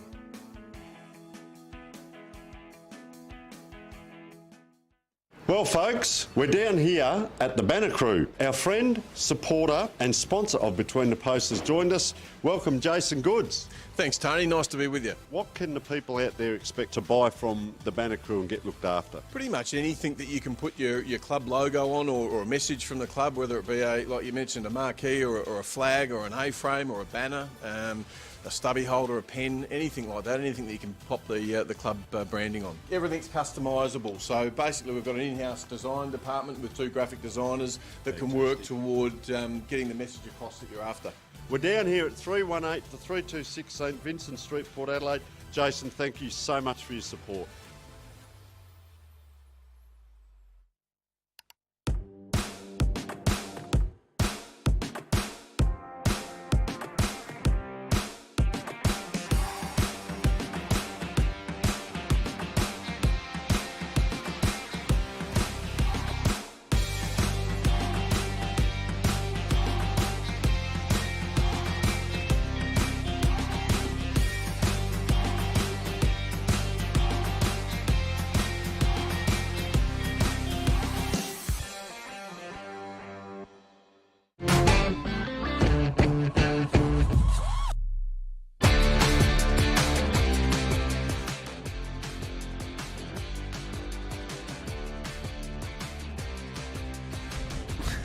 Half time here at Park 9. We've got ourselves a tight game. Prince Alfred, we've had the scores confirmed. They are 3-8. That is 26, but Port District are 4-4, and that's 28. So Districts by 2 points after trailing by 1 point half time. Some quick scores around the other grounds at Goodwood Oval. The Goody Saints looking the goods. 6-6-42. Old Ignatians 2-4-16. 26-point lead to Goodwood Saints. And Glenunga have broken it open against Rocks 7-7-49. Rocks 3-4-22. A 27-point lead. So if nothing else, John Jackson, based on those 3 games, we have the close one. Yes, well, it's not perhaps a case of nothing else, because there has been some highlights in the game. I guess it's from a purist perspective and from an old school perspective, we like to see the game played a little bit more direct and a little longer football. We've had a lot of sideways footballs here today, and some of it is hard to watch. So I understand exactly where you're coming from there, Phil, because that's how I feel too. So, yeah, you just wonder, I'm not sure where and when that crept into the game of Aussie rules, this defence as the number one priority, and we're not going to kick it long unless we've got the bloke who's dead set going to mark the footy, because the spill to the ground, Port Districts have got pretty good players when the ball hits the ground. The 2 grey boys and the other little fella that's been there for a long time, Batty, well, I think they'd be ready to go once the ball hits the ground. But anyway, let's see what happens in the second half. And Prince Alfred get first hand on the ball.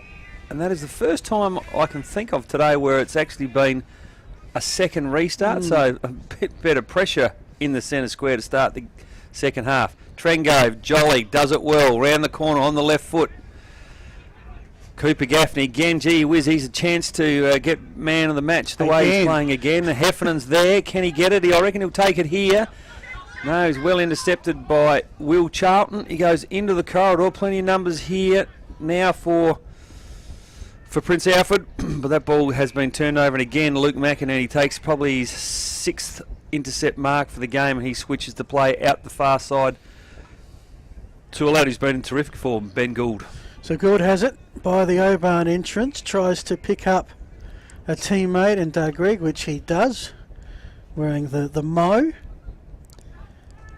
Unusual role, playing forward today too. Yeah, he's gone up a fair way. This one in the path of Sam McKay, spills out of bounds. A throw in, so again, similar to what we've seen in the opening 2 quarters. Played a fair bit around the bench, although Princes, when they go up the guts, look pretty entertaining, that's for sure. We got a cyclist there who stopped by on their afternoon cycle to watch a little bit of footy close up, only in the Adelaide Footy League. As Sam Gray gets the kick around the body, 2-on-1 contest. Perryman stayed down, and that's Teely, number 31, who got tackled front on. I'll tell you what, Tom Gray's landed on top of one of the Prince Alfred boys, and he's not that great to get Lambo to keep a look on the far side. It's I think it's the skipper, Lockie McNamara. He's got up okay, he just looks a bit ginger. We ball it back up. And And again, just a massive players with a ball underneath. Akin more to a rugby scrum than anything else just at the moment. Spills out of bounds, Jacko. Time for you to try and break it open with the throwing.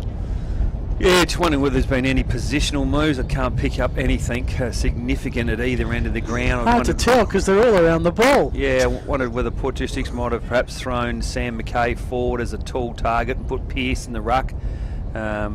Hasn't happened at this stage. Pearce not played any time in the ruck. It'd be getting cold down there. Now they go to the top of the square, and it's Carter again. I tell you what, he has been the most impressive forward. What's he kicked, Phil? Two?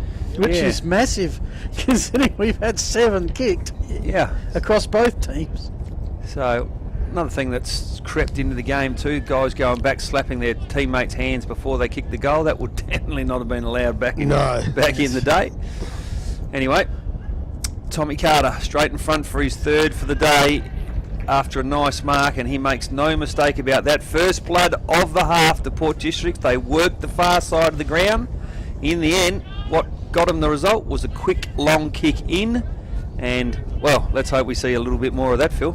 The 5 goals from 4 games in the Rezzies, just the 1 goal from the previous 4 games. Not sure where he was positioned. Of course, Gavin Shepherd is a fairly big out, along with Tommy Smush and Nick Organ for Port Districts from their team last week. And it looks like Carter has filled Shepherd's role admirably.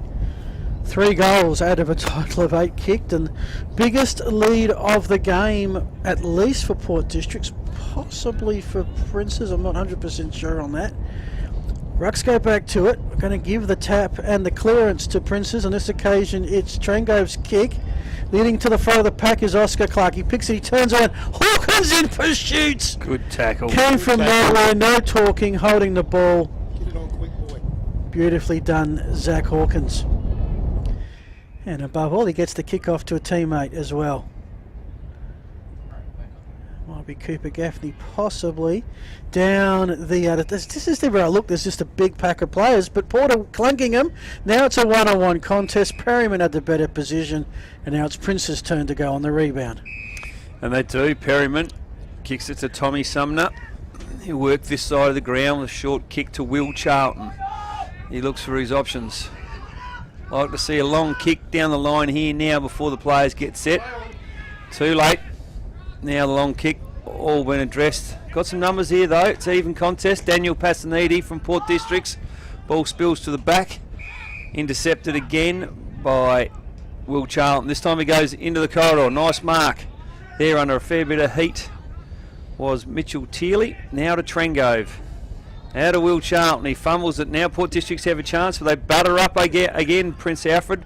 Trengove to Perryman, caught on the wrong side for a left footer, forced to come back. As a consequence, Port Districts are in good position. Unfortunately for them, Mitch Wicks ends up with the ball, but again under pressure. He coughs it up, and Liam Ferns relieves the pressure for Port Districts. Ferns to Sammy Gray, and just that play of Charlton. He fumbled it, but he managed to keep the ball, just wheel it back in before Port Districts were about to take off. Could have saved a open forward line for Districts to go into. Now it's with Tom Gray. He sends it forward through some hands. Princes have numbers. Mackenzie Slee with the pickup. Carr in the hand pass onto Sumner. Back to Slee. They'll work it around defensively around the halfback flank on the outer side. Time for the inbound kick, which finds Pitt.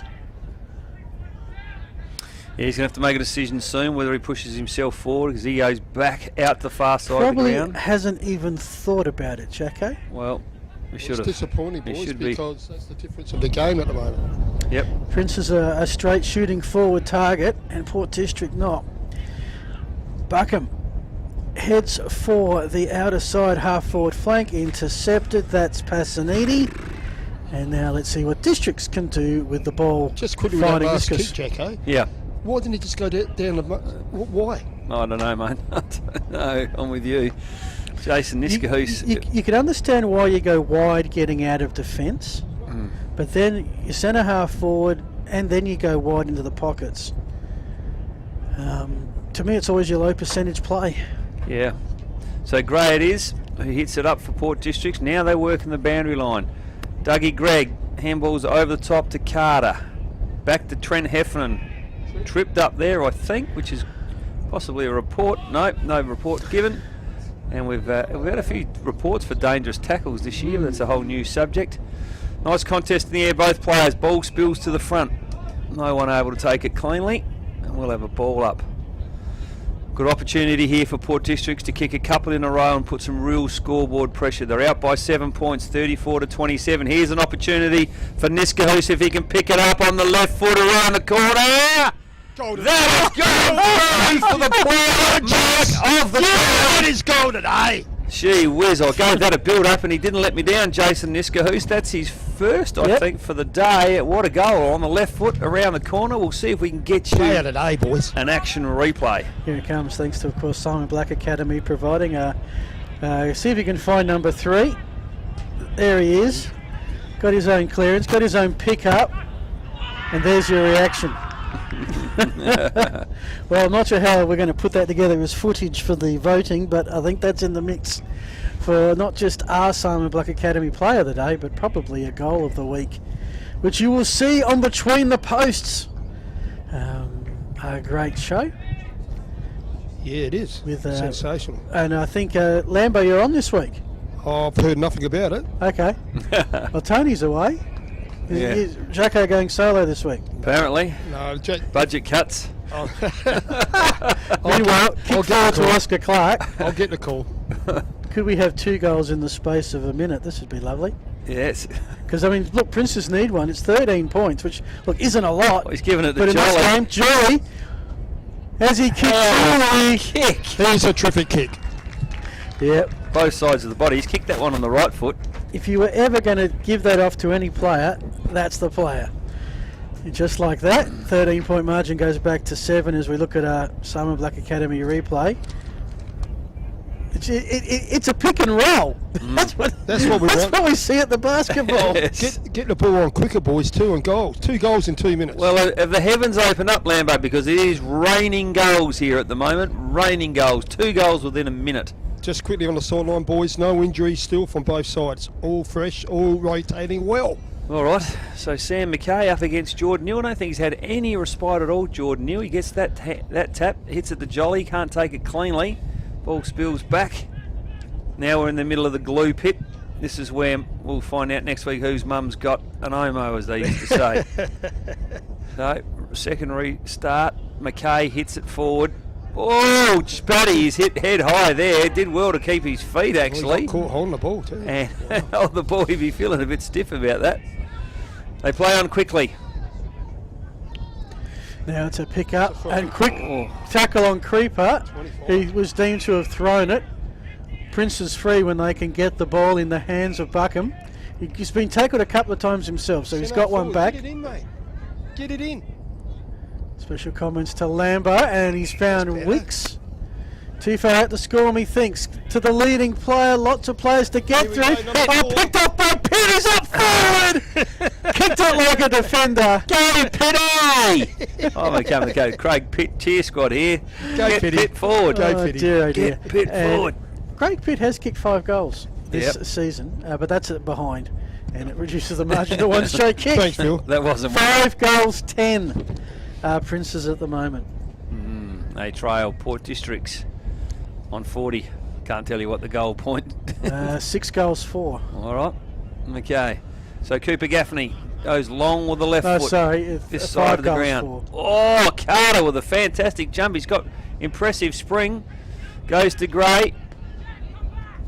Billy Creeper's there. Can he take it? Then get caught holding the ball again. That'll kill his confidence. Yeah, she's picked up on the sideline too, boys. The crowd's getting more involved now. The last 10 minutes is a bit better of the football standard. Yep. So Neil does his own roving for Port Districts. Billy Creeper. Now they're in the corridor. Cooper Gaffney goes long. I like it towards Batty. He's made front position. He falls over. It's far too much for mine, James Batty. He's got to learn to keep his feet. And he's well tackled Prince Alfred there by Niskahoos. And that's well done. At least if you're not going to win the ball, bottle it up. Chance to reset. Fair call there on Batty too, Sean. I agree with that. And he's wearing Eddie's shorts too. Eddie Betts' shorts. It was a good transfer of play though, wasn't it? Quickly. Now Jolly to Trengove. Trengove short. Use him out here. Into the corridor. We come this side here for Will Charlton. Plenty of voice out in the ground. The instructional voice is terrific. He goes short on the boundary line. Was taken by Aston Woods. McInerney had two Well done, Prince's McInerney. players to Fantastic. beat, and he beat them. Play of the day there. He's playing a good game, isn't he, Luke McInerney? A bit of a slow start to the season, but been a good touch today. We've got prizes galore to give away. The Simon Black Academy Player of the Day, the New Balance $100 voucher for best player with the iconic Dartfish beanie, and then the best team player $100 voucher, Moseley Bar and Kitchen. You can't go out at one-handed in the middle of the ground when you know you've got some heat around you. I'm sorry, you've just got that young player there. Yep. Got to beeline the ball, body line the ball, have it in front of you and go with two arms, because guess what? Pitt's got it. Craig Pitt has now got it. Free kick right on 50. Now we saw Jolly. I'll get Lambo to look at. I don't think there's a lot of wind there, Lambo, is there? No, not at all. He's about 55 out too, Jack, and he didn't want to give the ball to anybody. He's pretty confident on this one. This could be a double or nothing with the Violet Crumble. Righto. Here we go. Could be eating chocolate for a week. No. And I am. This Pity has not made the distance, and that is a good mark. Is that McInerney again? It is indeed. Yes. Well, He's clunking them everywhere. he is playing himself into a Bog. chance for. A photo with A Lambo Dartfish. after the game. That's the #1 prize, they reckon now. Don't worry about the beanie. Don't worry about the money. A photo with Lambo. The team photo too, boys. There's talk. Well, of course, to do that, Port District have probably got to win, and right now they've got the 1 goal advantage, even though Princes have probably had more of the play in their forward 50. Just feeling the pace of it's gone up a bit. I noticed with one of those Princes forward plays, they managed finally to get a bit of space on this broadcast wing. Boys, just looking at Tommy Gray. He's, I know he's just sprinted off then, but he's holding his left hamstring a bit too, boys. That's what I'm noticing. Okay. Bit of feedback. Yeah. But, Is that him just there tearing off? yeah. Well, that one intended he's for batting. playing the game. It's flown out the back. Teely with the pickup. And taken by Singleton. Defensive 50. Teely comes to assist. This girl's doing a mountain of work and not getting near the footy in Pressure, the air. though. That was good but pressure. the pressure pays off. Spot on, Lambo. Thanks, matey. Yes, that was good. So that was McInerney with another mark, I should add, in the middle of that. And unfortunately, he's turned it over. So Singleton has it, Jacko. They're playing kick to kick a fair bit at the moment. As Perryman just escapes with it. Yeah, I'd like to see here, you can see Pearce back behind the footy. He's got to push up here and be a defensive player for Port Districts. He can't sit back there. Gray runs at the ball. He's hurt himself too, boys. Yeah, he looks like that. Yep. Keep an eye He's on holding him his there, head, but he's... And 24's down too, young Carter. We've got a few down here at the moment. 24 and 13, boys. Right, I'll give you an update, Jack. All right, we'll test the trainers, but it's Lucas Schultz who has the ball for Prince Alfred. He's in range, certainly from a distance perspective. I'd like to see him go back and nail this. This is a gettable kick. 7 goals this season. Both boys are back on their feet, holding their heads, giving each other a high five. There you go. They're okay. They're holding hands. Good to hear. Yeah. He held hands with the Prince Alfred. What's going on there? Just said good contest. All right. Yeah, pretty cool, Phil. Yeah, that's the way the game's become. Lucas Schultz just can't keep it on track, unfortunately, for Prince Alfred. Look who's marked it.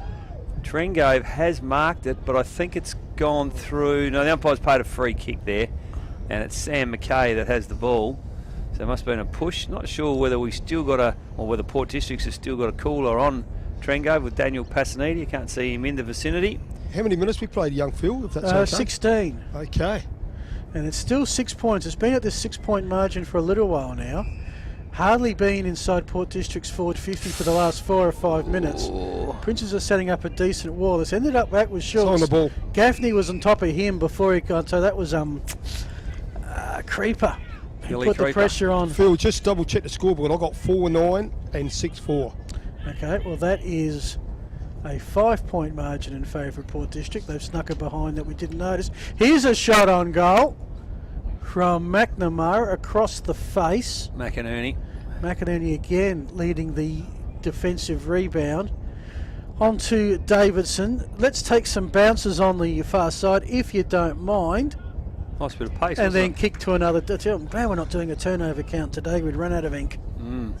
So Curran has the ball. He goes back from whence it came. Goes to the coaching pit. He lays it off to Pat Singleton. Oh, And taking a nice contested mark after a long kick was Mitch Larson, and we've seen him kick some good goals this season. So I think he will be in range. Jack, I think Petty did listen to you, mate. He's definitely up forward now, mate. Just to let you know. He's to hear. definitely up there. Good to hear. Right, Mitch Larson. From memory, a left foot up. See how good my memory is. If Jolly was quick enough, Jolly could have went past for a handball there and kicked the goal. Yeah, he could have got another cheapie.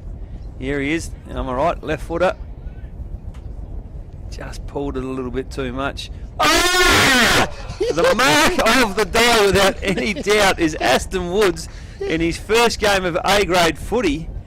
Well, we had the legend of Prince Alfred tell us at half-time that they didn't have any forwards. Well, let me tell you, that is the sign of a kid who can play forward. Aston Woods, what an absolute beauty. What a grab. That was a great grab, boys. We'll make sure that goes in mark of the day. Oh, no. He doesn't finish his work off. Well, that will be in the mark of the week next week, I can assure you of that. Here is a replay. Watch out for him at the back of the pack. Bang, an absolute beauty. And kept his feet too, lovely. Fortunately, just couldn't finish work off, Phil. Alrighty, I've lost track. I think it's Princes by 4 at the moment. We'll get Lambo to confirm what scoreboard we're going off of here. Just the scoreboard really quick, boys. I got 4-10 to 6-4. Okay, yeah, that's 4 points. I'm getting 6 points. Good mark by Liam Ferns there too. Yep, so we're back. That makes no sense. Anyway, whatever it is, it's a close game of footy at the moment. Not too late in the game to worry exactly about the point differential. Port District's by 6 points. Port by 6. Okay, 40 to 34. We're on target. Boundary throw in front of the broadcast van here, filming footy, bringing you the Adelaide Footy League each and every Saturday afternoon. As the kicker around, 2-on-1 contest. Princes have the numbers. Lurking now is Tom Gray. He goes the full 180, gets the kicker away, and Princes will concede the behind. Makes a 6-point margin 7. Time on not too far away here in the third quarter. We do thank our sponsor Sip and Save, 1 hour delivery, 7 days a week. So Oscar Clark back into the corridor. Zigzag. Zigzag. Jolly, straight and short. McNamara. He's going to go short again on this 45 to Pat Singleton. Now he's going out the far side short. Oh, good heavens. Tommy Gray, boys, is just going off for a break. Right, back into the corridor now. It's not a bad kick if he can mark it. He does. It's Mitchell Tearley now to Perryman. Good Lord, we have gone. Can we go direct, please, Sean? We have gone all around Australia to bring the ball back to you folks. Will Charlton, this side of the ground. Oh. You're going to go to Mitch Larson, who had a shot on goal not long before. He can't take it. McNamara well tackled. Perryman looking for support out of the back. Good tackle. I've got to say the tackling's been good from both sides today. It's one thing I will say. When they've actually kicked to a contest, yes. Yeah, and that is Tom Carter, who's playing a ripping game. He gives it to Gaffney quickly. Unfortunately, he just banged it in, and old Dale Pearce just cannot get into the game in the front half of the ground. Well, Curran stood his ground well. This is where I'd like to see the coach go, well, you know what, he can play in the ruck, Dale Pearce. We've seen him do that. He can't get into the game. What about put him in the ruck and put Sam McKay forward for a while and give him a little bit of confidence? 5 minutes, Jack. It doesn't hurt, mate. Give him 5 minutes to touch the footy, and all of a sudden you'll get a reaction. You know, he's been cold there for 2.5 quarters. I'm sure he's had a kick. Anyway. Buckham's got it across to Sumner, now to Piper. They've worked it around the wing. Coming in interference is Zach Rose. He thumps it, manages to pick up, clean his own laundry. Sends it back down the wing looking... that was looking for Pearce. Pearce is just giving away a free kick. Frustration. He looks frustrated, doesn't he? Yep, he does. He does. And if that was the AFL, that'd be 50 metres without shadow of a doubt. That was some pretty decent descent. Here we go, boys. On display. And again, Prince is not afraid to go...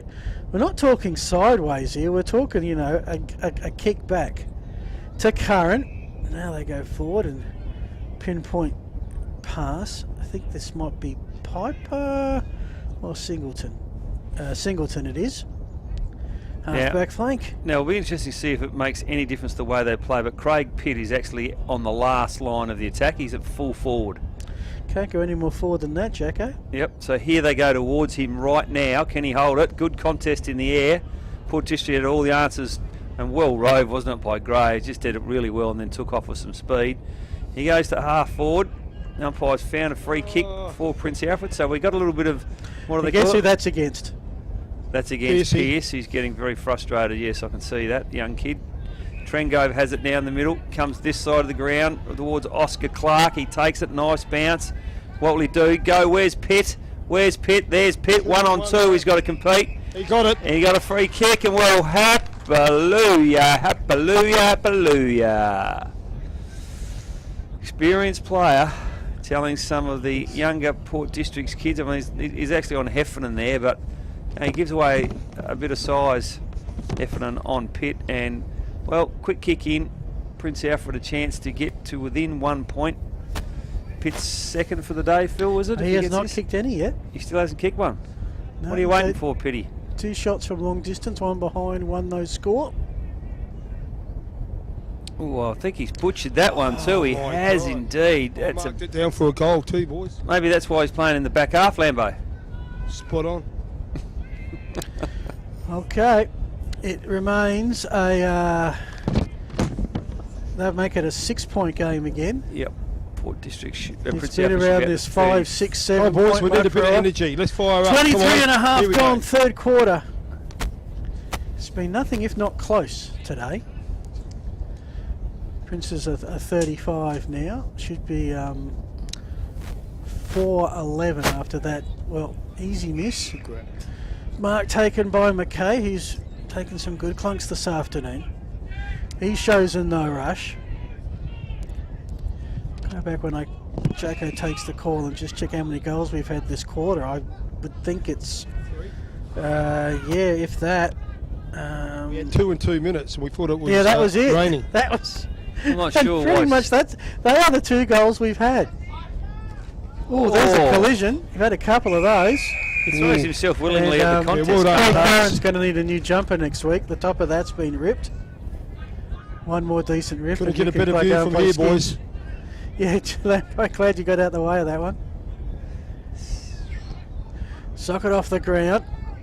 Woods is met hard from 2 Port District's players. No one can get clear possession.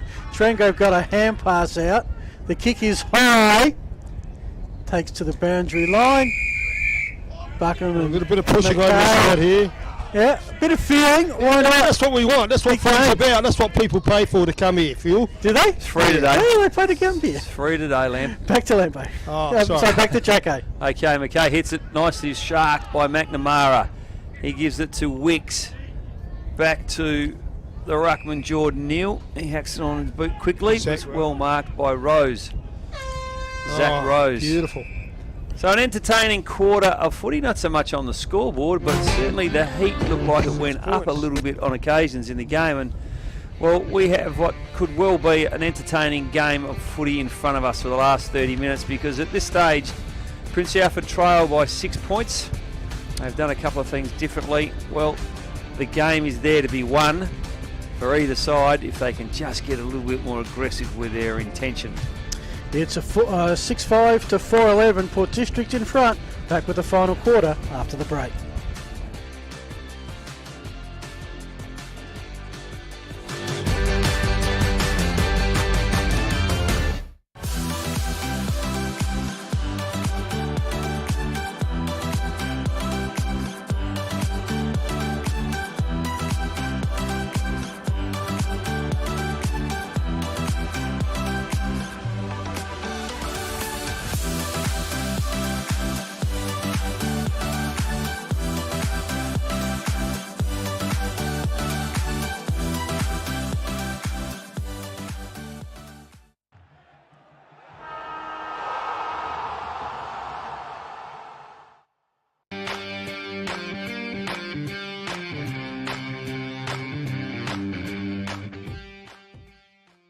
G'day guys, the Simon Black Academy is all about education and sport. Our partner in education is Torrens University, where our students either do a 1-year diploma course or a 3-year Bachelor of Business.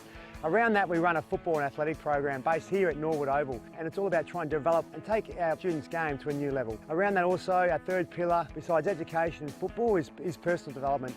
If you want to get involved, check out our website, which is simonblack.com.au.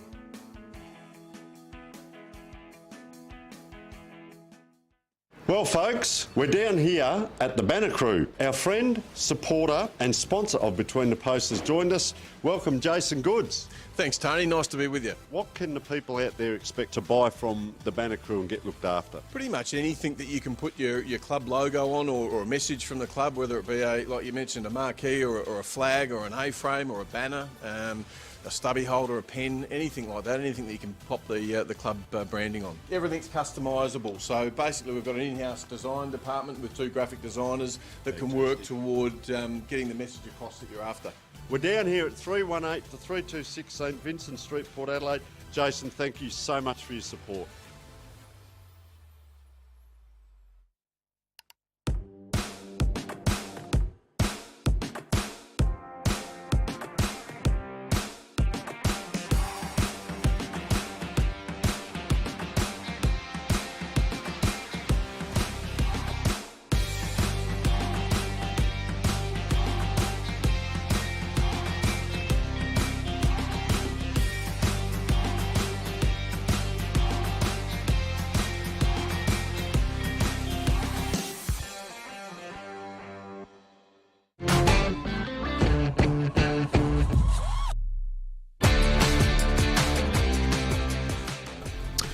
And welcome back. There's your huddle. Craig Pitt saying this is how you shoot for goal. Maybe not. Sorry. Low blow there, my apologies. But yeah, look, it's a tight tussle. Princes, to me, have had more of the ball, more inside 50s, more opportunities, yet they find themselves trailing by a goal at home in a must-win match for them to stay ahead of the chasing pack outside of the 5. Yeah, it's a fair call, I think, Phil. It's an important game for both sides. We touched on that before the game. There's a goal in it. 6 goals to 4 goals is really not entertaining when you like to see goals kicked. But I guess we've got to appreciate the intent on both sides. Defensively, it's been quite sound. This game needs someone to step up in the last quarter and grab it by the throat.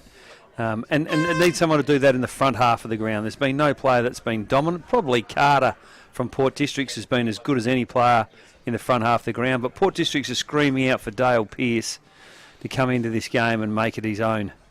We're going to go to Lambo.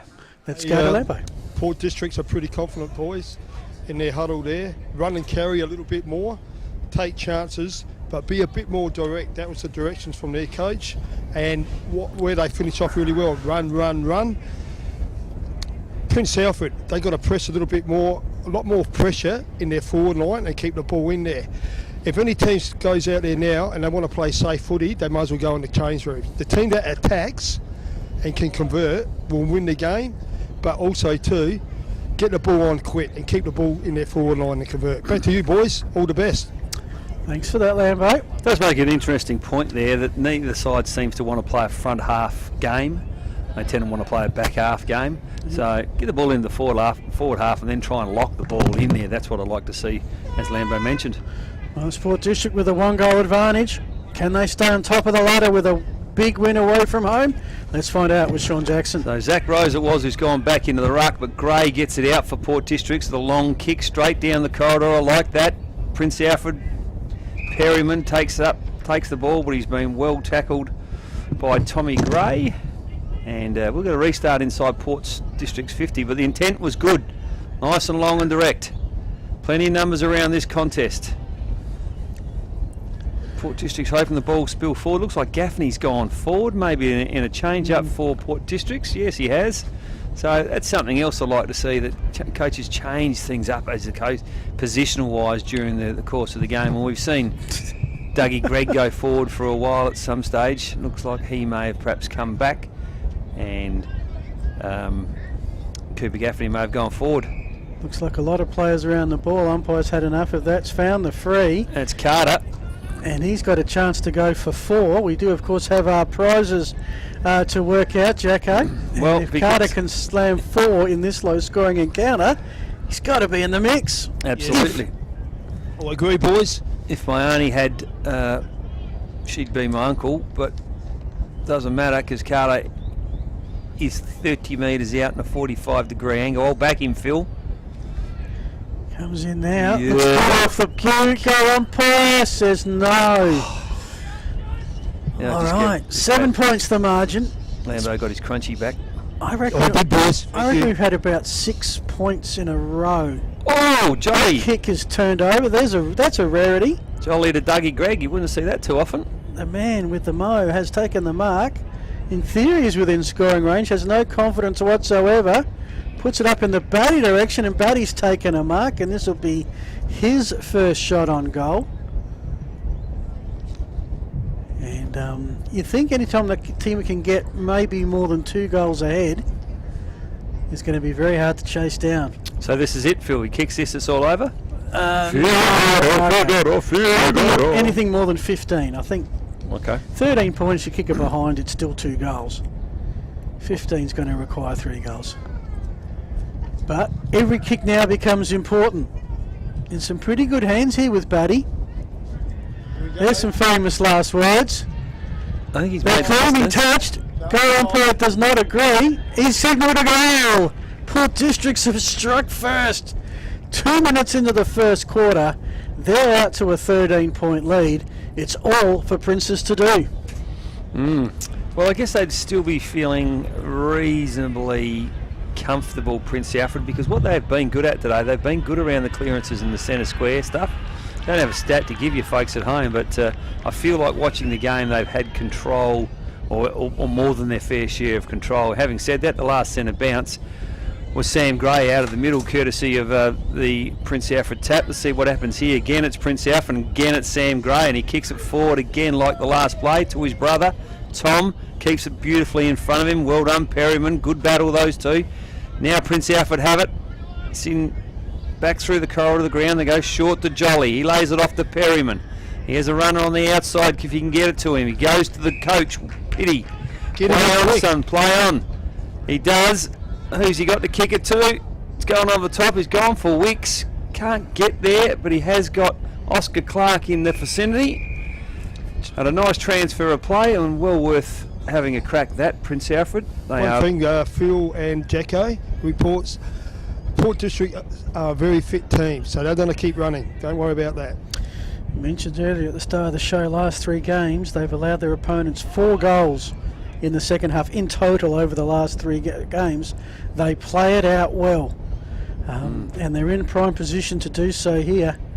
Have allowed just 1 goal in the second half, although I'm going to put a bit of that down to Prince's inaccuracy. And this girl, she's got the goal of the day so far with Batty, who's battling 2 and is going to win the battle. Well done. fell over Hasn't again. had the biggest game, but he's had a really good purple patch in the last few minutes. That'll spill out of bounds, but that's a win for Districts to keep it on that outer wing. And that's what we want to see, Phil. We want to see plenty of purple patches. We want to see a massive last quarter, mate. Look, he did it well there, Batty, but once again, he dove to the ground for no reason. I just think... After he won the battle. Yeah. McKay, his tap down is brought to ground, and everybody wants a free kick, and there ain't one on offer on that occasion. Bit of a different look in the front half now. Batty gone deep forward. Don't mind that. Don't mind you changing it up a little bit, Port Districts. Keep Prince Alfred guessing a little bit, and they've won the free kick here again through Gray. Beg your pardon, through it Sam McKay. Gray's certainly going to be challenging for best on ground too, Phil. Well, that's your decision to make. I reckon given my plays of the day have been few and far between. I reckon I've got mine sewn up if Port District get up. That's the goal by Niskus, unless something amazing happens between now and the end of the game. Tommy Gray went to go up. I think all he did was push Teely from behind umpire. Saw that. And there's an injured player coming off, which is not great. Carter. He's going to be up there with his 3 goals. Well, certainly have been there till he scored the 4th. Prince is now with Wicks, Jacko. Let's see how they attack this play. Yep. Should have kicked. He had, oh dear, he had Lucas Schultz leading, presenting beautifully into space, and just refused to kick the ball to him. I don't know At what's least going on. At least he was going corridor. Yeah, but he had Lucas Schultz 40 metres in front, presenting into some space. Now, this is Pearce. Too He's far had a out. very, very quiet day. And, yeah, I don't think he can make the distance No from one's kicked him outside of 50 today. other than Jolly on the right foot in the early in the last But he quarter. was, yes, but he was on the run On the with fly. no one on the mark, Yep. standing on 50. Just quickly, boys, young Carter's just getting a bit of treatment on his left hamstring while the big fella's having a kick at goal. Carter, okay. So, Dale Pearce, the young fella, looks good off the boot. He's gone to the top of the square, which is a good kick. Prince Alfred got plenty of numbers. No one takes it. There were too many there in the end. They weren't sure who to take it. Larson it is who brings the ball out now. Goes to Will Gerard, the young fella. Play on, son. He's actually there's no one to kick it to, so he's going to have to hold the ball up here. Wait till someone presents. And they should have marked the ball there, Port Districts. They don't, but doesn't matter. They were able to back it up. And Jordan Neal marks the ball back in the centre of the ground. So it's just the front 50 stuff that Prince Alfred are going to have to try and get on top of if they're to win this game. The kick towards the half-forward flank, a lot of black there. McInerney, another mark to add to his tally. Going to throw another one at you, Phil and Lambo. Yeah, mate. Prince Alfred have got to win the game now. They're 13 points down, 7 minutes gone.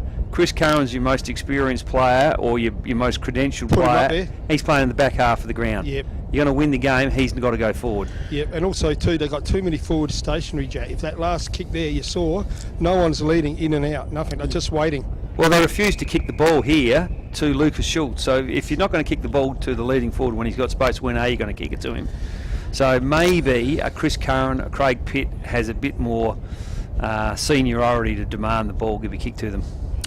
Interesting theories. I might have a chat to Pitty. Certainly the Craig Pitt one looked good, but he had some opportunities. Only ended up with the two behinds. Princes were away, called back for Neal, who now draw the player. His hand pass for Perryman gave him all sorts of challenges. Perryman was up to the McInerney again. He's played a terrific game. Is he getting something from you today, Jack? We'll see. There's 10 minutes Well, to if go. they win, Phil. he's certainly a candidate, that is for sure. He's been the best backman on the ground, certainly the best intercept marker today, hasn't he? Yeah, I don't think it's really a midfielder's call. I mean, it has been a defender's day, and he's Speaking been of right up marks. there. Perryman's been He's played very so well. serviceable for Princes today. For Blackman missed the target. Turnover time. Here comes Jack Gaffney. A long kick towards the forward lines, off hands by the goal line, and Princes will concede. Wow. 13-point margin becomes 14. 9 minutes gone, final quarter. Well, that was a missed opportunity. It wasn't a drop chest mark by Gray. That would have been good night, Dick. She would have been all over. We could have gone straight over the Hackney Hotel, although it's no longer there. Game still alive because of the drop mark. Now Prince Alfred have it. Mackenzie Slee plays on beautifully. Gives it to Trengove. He's well tackled. Liam Ferns plays on. Lowers the eyes. Nice kick into the corridor for Port Districts. And Jack Gaffney has it. He goes to the pocket, a bit wide for my liking, and the ball is going to go out of bounds. Why wide? What the goals are looking Why, like? oh why? Lambo wants to know. They are And there just, is the slight advantage, at least you're keeping it in your area if it doesn't work out. yes. Certainly Port District playing with a spare behind the footy now, and they lead by 14 points. It's more about preserving the margin. Cooper Gaffney has a crack at it though. Intercepted by Perryman. He's out the far side. Jock Piper gets it for Prince Alfred. Has one bounce. Has a second. Can have a third if he wants. Decides not to. Brings it nicely into the corridor for Mackenzie Slee. I like this bit of play. Plays on quickly to Larson. Not much forward for him here. Pitts there needs to present. He goes now. Larson's slow to get the ball on. Now he goes over the top of Pitt in the direction of Will Gerard, the young fella. Well taken off the deck by Pitt. Now it's Gerard, I think, around the corner. Oh, yeah, Good passage the young of fella's play. his first goal. Well done. Was that Sam Buckham or Will Gerard? In fact, I think it was Sam Buckham that kicked the Yes, goal. it was. Blue boots. Well, we will check. That would be Buckham second if that's Look at a confirmed. replay, boys. We'll get the Simon Black replay onto it. There he is. You can see him. Yeah, that's Buckham.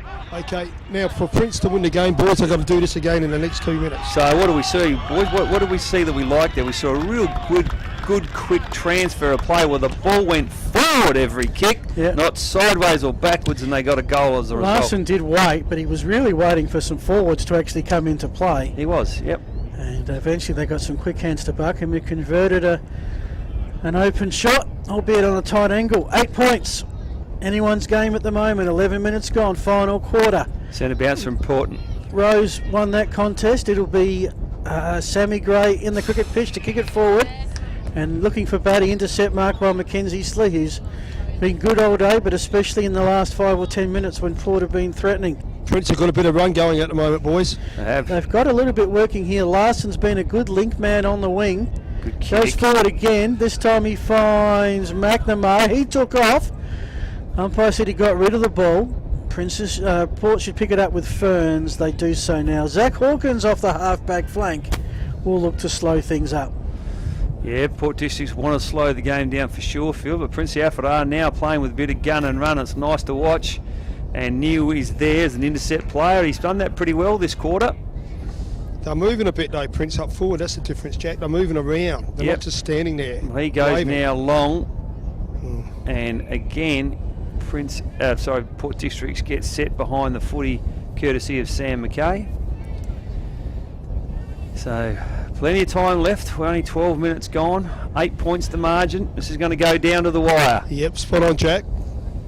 Goes long McKay, down the line from whence it came. Neil in best position. He punches the ball. Trengove there. Now they come, Prince Alfred. Perryman into the corridor. Jolly lays it off. Trengove, all the best players getting involved. This next touch is important. Switch to the far side as Will Quick, get it on. Charlton. Here he is. Need a runner this side. Need someone. here. Need Craig Pitt to present up at centre half forward here. They're going to go short and back again where they came from. Now they've got to start again. Momentum, Sean and Phil. Just the difference. Just when that, and now they come again. And it's Wicks on the boundary line. He's looking for Jordan Neal. He's been marking the ball well. I bet you he wants to go wide again. He comes this side. Neal's there. Trengove there. Neal takes it nearly. Head high tackle on Sam McKay. Unlucky there, Jordan Neal.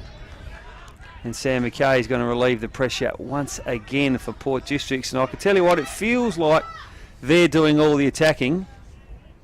Prince Alfred and Port Districts are under the pump a little bit here at 13 and a half gone. Yeah, Thomas Carter, boys, is back on the ground, so he's okay.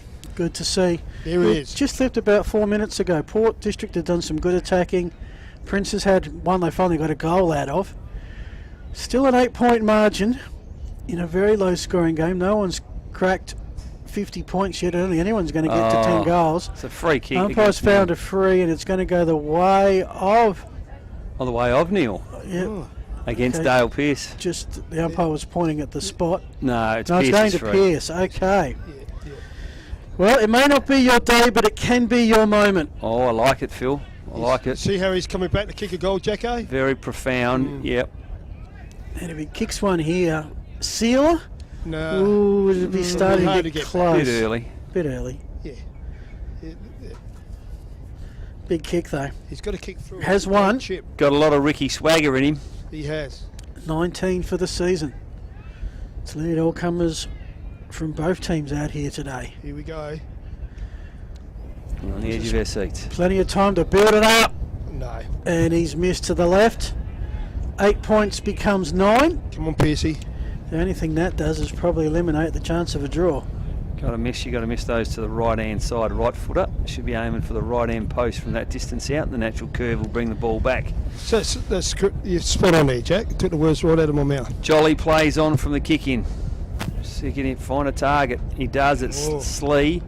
So it does appear that, you know, all their experienced players, Mackenzie, Slee and Chris Curran and Pitt Early, are all in the back half of the ground. They can release a little bit here. On the far side of the ground, a long way from where we sit, Prince Alfred. Mackenzie Slee presents in the corridor. Decides to go down the line. Port Districts boys spoil themselves. Here's an opportunity for Port Districts though. Nice gather. Good handball release. And a good kick. And Ben Gould, I reckon it is. He goes short and a nice kick. Finds maybe Daniel Passaniti. No, I think it is Daniel Passaniti. It is a 2 in front of the first numbers at 2. Yep. Stand over there, Jack. Best player last week. Word is on the street he got 19 touches and someone else got 40. and he still got best, so he's obviously one of the coach's pets. Wasn't our game, thankfully. Apparently he washed his car. He's given it off to Gaffney. He now goes back to Passanidi. I really don't like that. It's far too early to be starting to play keepy off footy. 16 minutes gone. He now feints one way. The umpire called play on. He's forced to kick long, and he ends up kicking the ball out on the floor. I guess they wasted 30, 40 seconds there, Port Districts, but we are still 9-point margin. Time, boys. If Prince Alfred can get another goal, we will have a ripping finish. It's been a 2-goal quarter. I don't think there's been a lot of stoppages. Yep, so Trengove kicks it to Sam Buckham. Kicked the last goal, I think, for Prince Alfred. He lowers the eyes. Got the numbers there, Larson. Good strong body, gets through. Mackenzie Slee. He's gone over the top, looking for Pitt. Can't get there, I don't reckon. No, hasn't got the pace. Good pressure, though. And again, Port Districts, you've got to give them credit for this. They've been good when the balls come in their front, in the front half of the ground for Prince Alfred. They've been able to defend pretty well. Coming out too easy. Well, they concede an average of 56 points a game.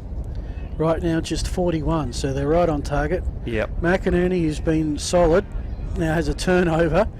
Across to Slee. You reckon that Prince is a stone around of opportunities. Ashton Wood's the debutant. Gets the hand pass on.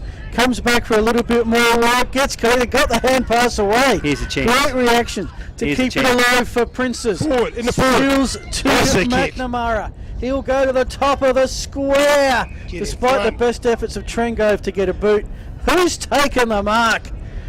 But our Rock of Gibraltar this afternoon, Luke McInerney. Yeah, he's done it well, Luke McInerney. Comes back down this side. It's going to go over the top, I reckon, if Port Districts are in best position here. Gaffney running at it. Jordan Neal gets it. Handballs it to Will Charlton. Goes over the far side to Perryman. This is where they need to play on and find a target. They've got plenty of numbers now. The overlap's working. Here they come, down the line.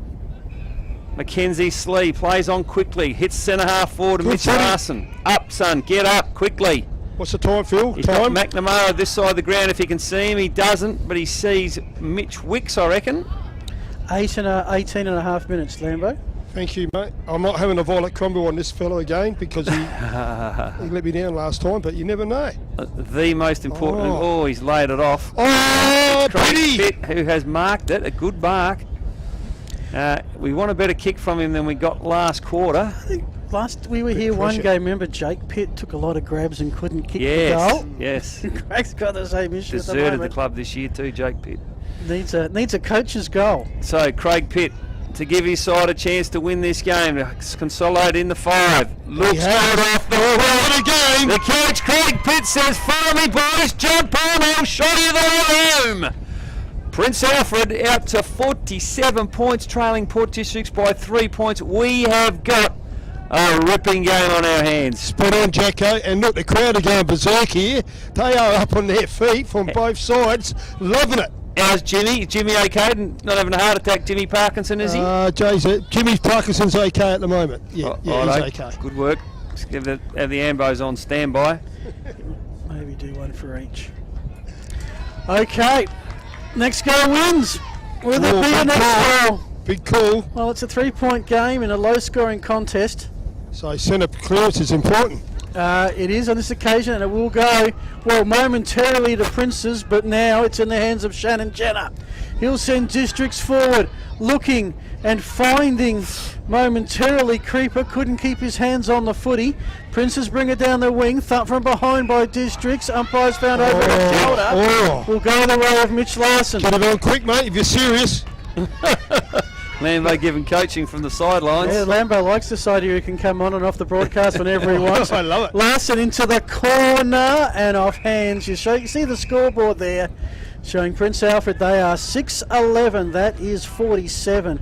Prince Alfred 7-8. That's 50. How important is this throw-in, boys? Right here, right now. Here we go. This is where the game could be won. And we are into time on by 30 seconds. Yep. Won't be much. This is why I love the could be a last kick job, boys. That we do not know how long is left. You ride on everything, on the edge of your seat. As Jacko ponders who from what team might get some vouchers, depending on who gets up. McInerney comes in, lays the tackle. Gray doing some good up and under work to Hawkins. Manages to kick the ball around the body, but only as far as Willie Charlton from the broadcast van. Direct kick towards. There's a grab. It's a clunk. It's Oscar Clark.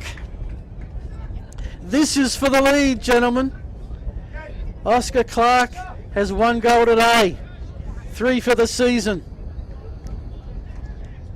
And if he kicks this, Princes would have come from 13, 14 points down. He will win an Oscar if he kicks it, Jacko. He will win an Oscar.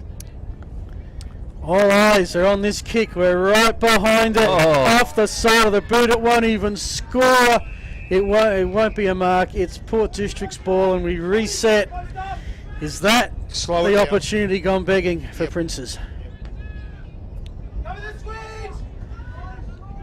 Ashton Woods. Yeah, they slowed it down.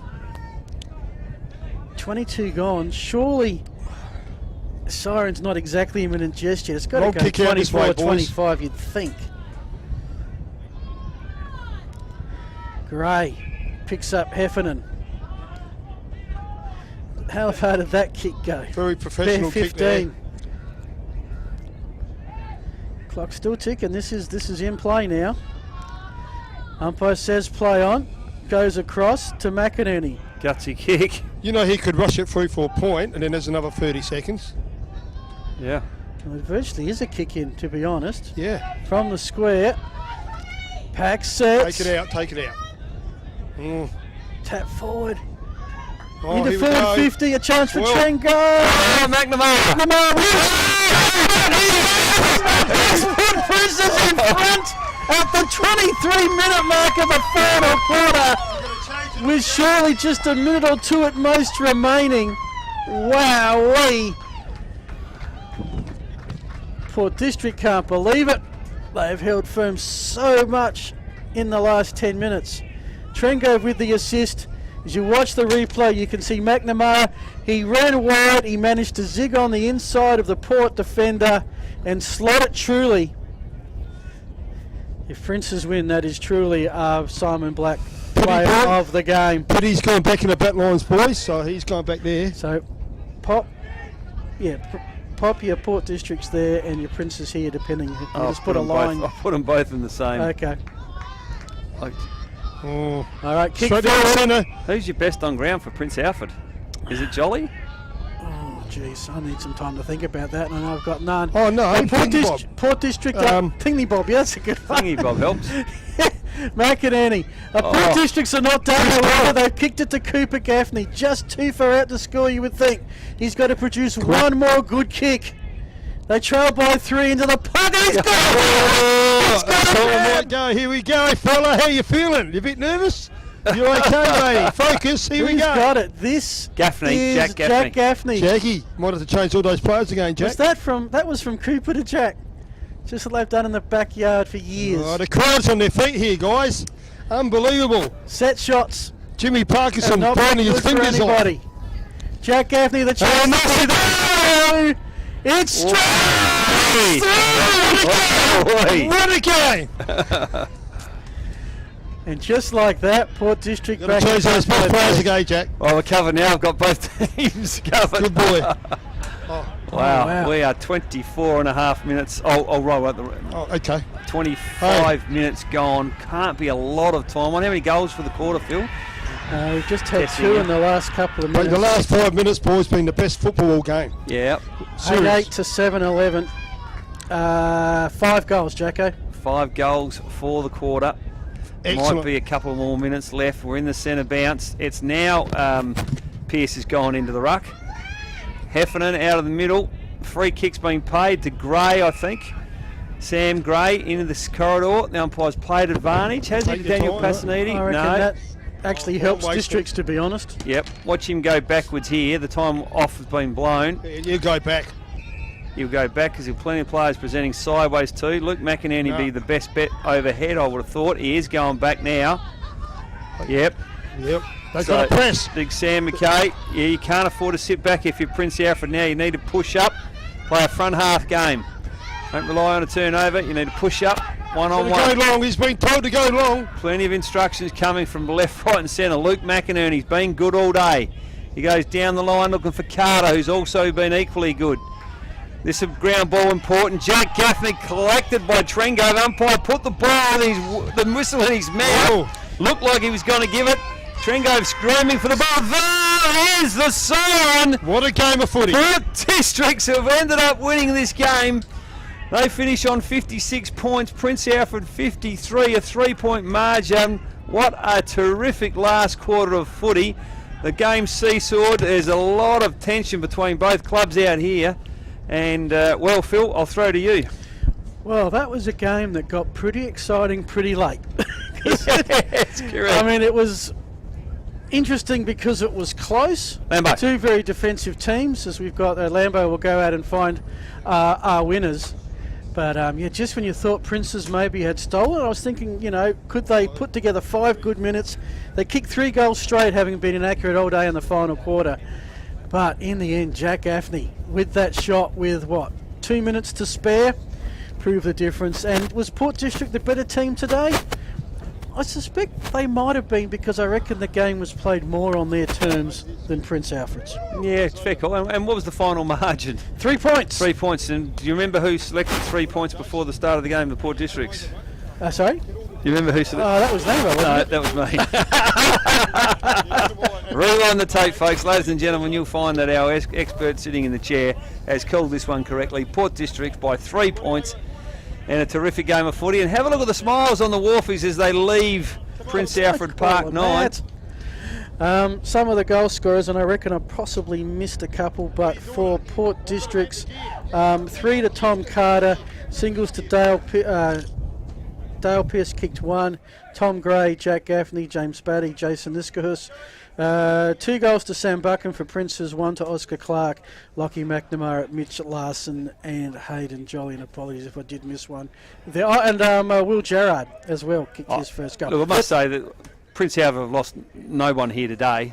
What they've demonstrated today, a 3-point loss with the players they had out against the side that's top of the ladder. They'll be saying to themselves, I imagine the coaches telling them now, boys, we are in this season. We are in this season. It looks like Lambo's trying to give a prize to everybody. Yeah. No shame for Prince Alfred today. They may just drop out of the 5, but they've shown us enough today to say if the whips are cracking, they can make it. It'll be an exciting time. Lambo. Today, first of all, well done to Port Districts. Moseley Bar and Kitchen Team Player Award. Look after yourself. Luke McInerney, number 8. Well done, matey. Mate, thank you. A lot of interceptions today, and you did very well. Yeah, no, it was good. We knew they were going to come. We probably thought they were the informed side at the minute coming up. I think they've just slotted into 5th, but look, it's good to make a statement. We're on top of the ladder, and yeah, no, it's good. Fantastic, mate. Simon Black Academy player of the game. And boys, you must admit, Jace kicked a great goal over there, didn't he?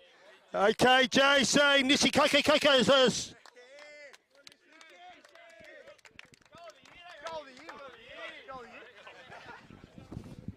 Archie's, mate. And your penalty. Mate, that's one of the best goals, mate. Thank you, mate. It was all right. It was a bit arsey, I reckon, but no, we'll take the win. And did you have your eyes open? Hey, no, I just banged it on the boot, to be honest. Right, stay here, boys. Well done. And New Balance best on ground today. He leads from the front. Number 5, Sam Gray. Sammy! And the beanie, mate. Put it back on. Cheers. Yeah, good game today, Sam. You started off well again. Bit patchy in the middle, but came home well. And overall, it was a great team win today, because you could have really dropped when they hit the front. Yeah, bloody oath, they've been going well the last 4 to 6 weeks, so we knew it was going to be a 100-minute game. They had their patches, we had ours, and then who could have scripted late in the last quarter? Both teams here go with a minute to go, and we get out on top, so it's huge. Fantastic. All the boys come in behind us, have a team photo. Let's go, everybody in, let's go. Everybody in. Okay, you ready? Well done, boys, to Port District. Yeah, beauty! It's a pretty happy side, isn't it? Port District side today, Phil. Yeah, that's Lambo. He's in his element. The final score, crazy final quarter. Port District's 8 goals, 8. They kicked 2-3 in the final quarter. Prince Alfred 7-11. The Reds kicking 3 goals without a miss, having been pretty inaccurate through those first 3 quarters. Don't have any final scores from around the rest of the league, but last reports had Goodwood Saints and Glenunga. Although, hang on, maybe Rocks has come back against Glenunga, so hold fire on that. I got Rocks up over 15 over Glenunga. So, Port will be top, along with Goodwood. They face off against each other next week. Let Jack go. Oh, do they really? Yes. Port District's Goodwood next week. Port District's Goodwood. I can't be there. No, neither can we. Oh. So, all right, let's take a break. Let's take a breath. We'll be back to wrap it all up from Park 9 after the break.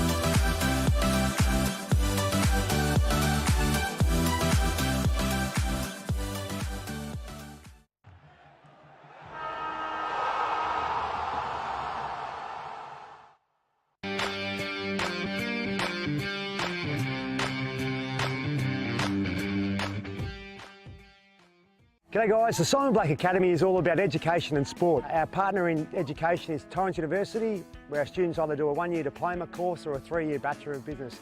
Around that we run a football and athletic program based here at Norwood Oval, and it's all about trying to develop and take our students' game to a new level. Around that also, our third pillar, besides education and football, is personal development. If you want to get involved, check out our website, which is simonblack.com.au.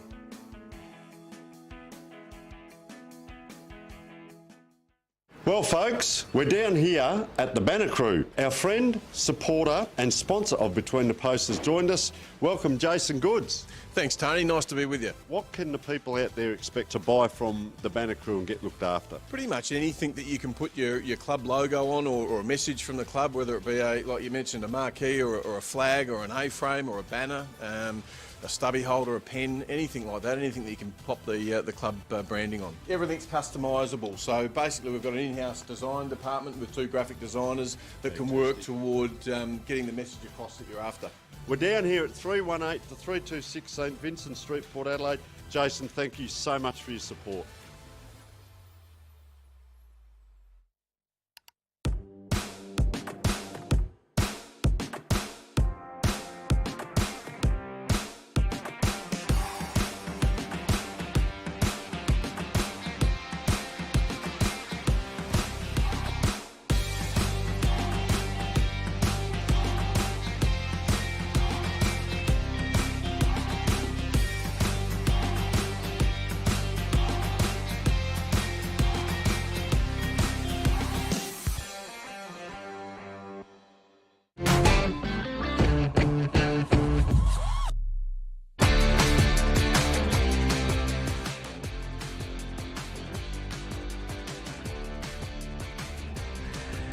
And welcome back. What a footy game that turned out to be. Final score on the Sip and Save scoreboard, Prince Alfred 7-11-53. Hit the front at the 23-minute mark of the final quarter. Port District responded about 2 minutes later. They ended up 8-8-56 to retain top spot with a 3-point victory. So the final prize winners, who do we end up with for best on ground? Sam Gray, number 5 for Port Districts. And the Team Man Award, thanks to the Moseley Bar and Kitchen. Luke McInerney, number 8. Yep. And Niskus with the goal from the Hackney Hotel pocket. Yeah, well, that was a good pick there, Jacko. Yeah, that was my pick, so that's why. Sorry, Well, Phil. a cracking game of footy. I hope you enjoyed watching that at home. We certainly enjoyed presenting the last quarter. I guess what was impressive from Port District's perspective was when Prince Alfred finally hit the front for the first time for a long time, they had the composure to be able to not just blast the ball away. I think it might have actually been Cooper Gaffney who hit Jack Gaffney who kicked the goal to put them in front. So it was a really intelligent piece of play. But the one overriding factor for me is that Prince Alfred walk away here today with a loss, but they've lost by less than a goal to the side that's sitting on the top of the ladder. They've got some important players out of their side. That would give them a real shot of confidence, today's effort. But they've still got to get there. So they know they can be competitive if they get there, but they will probably drop out of the 5 today. Yeah, look, that's a good summary there, Jack.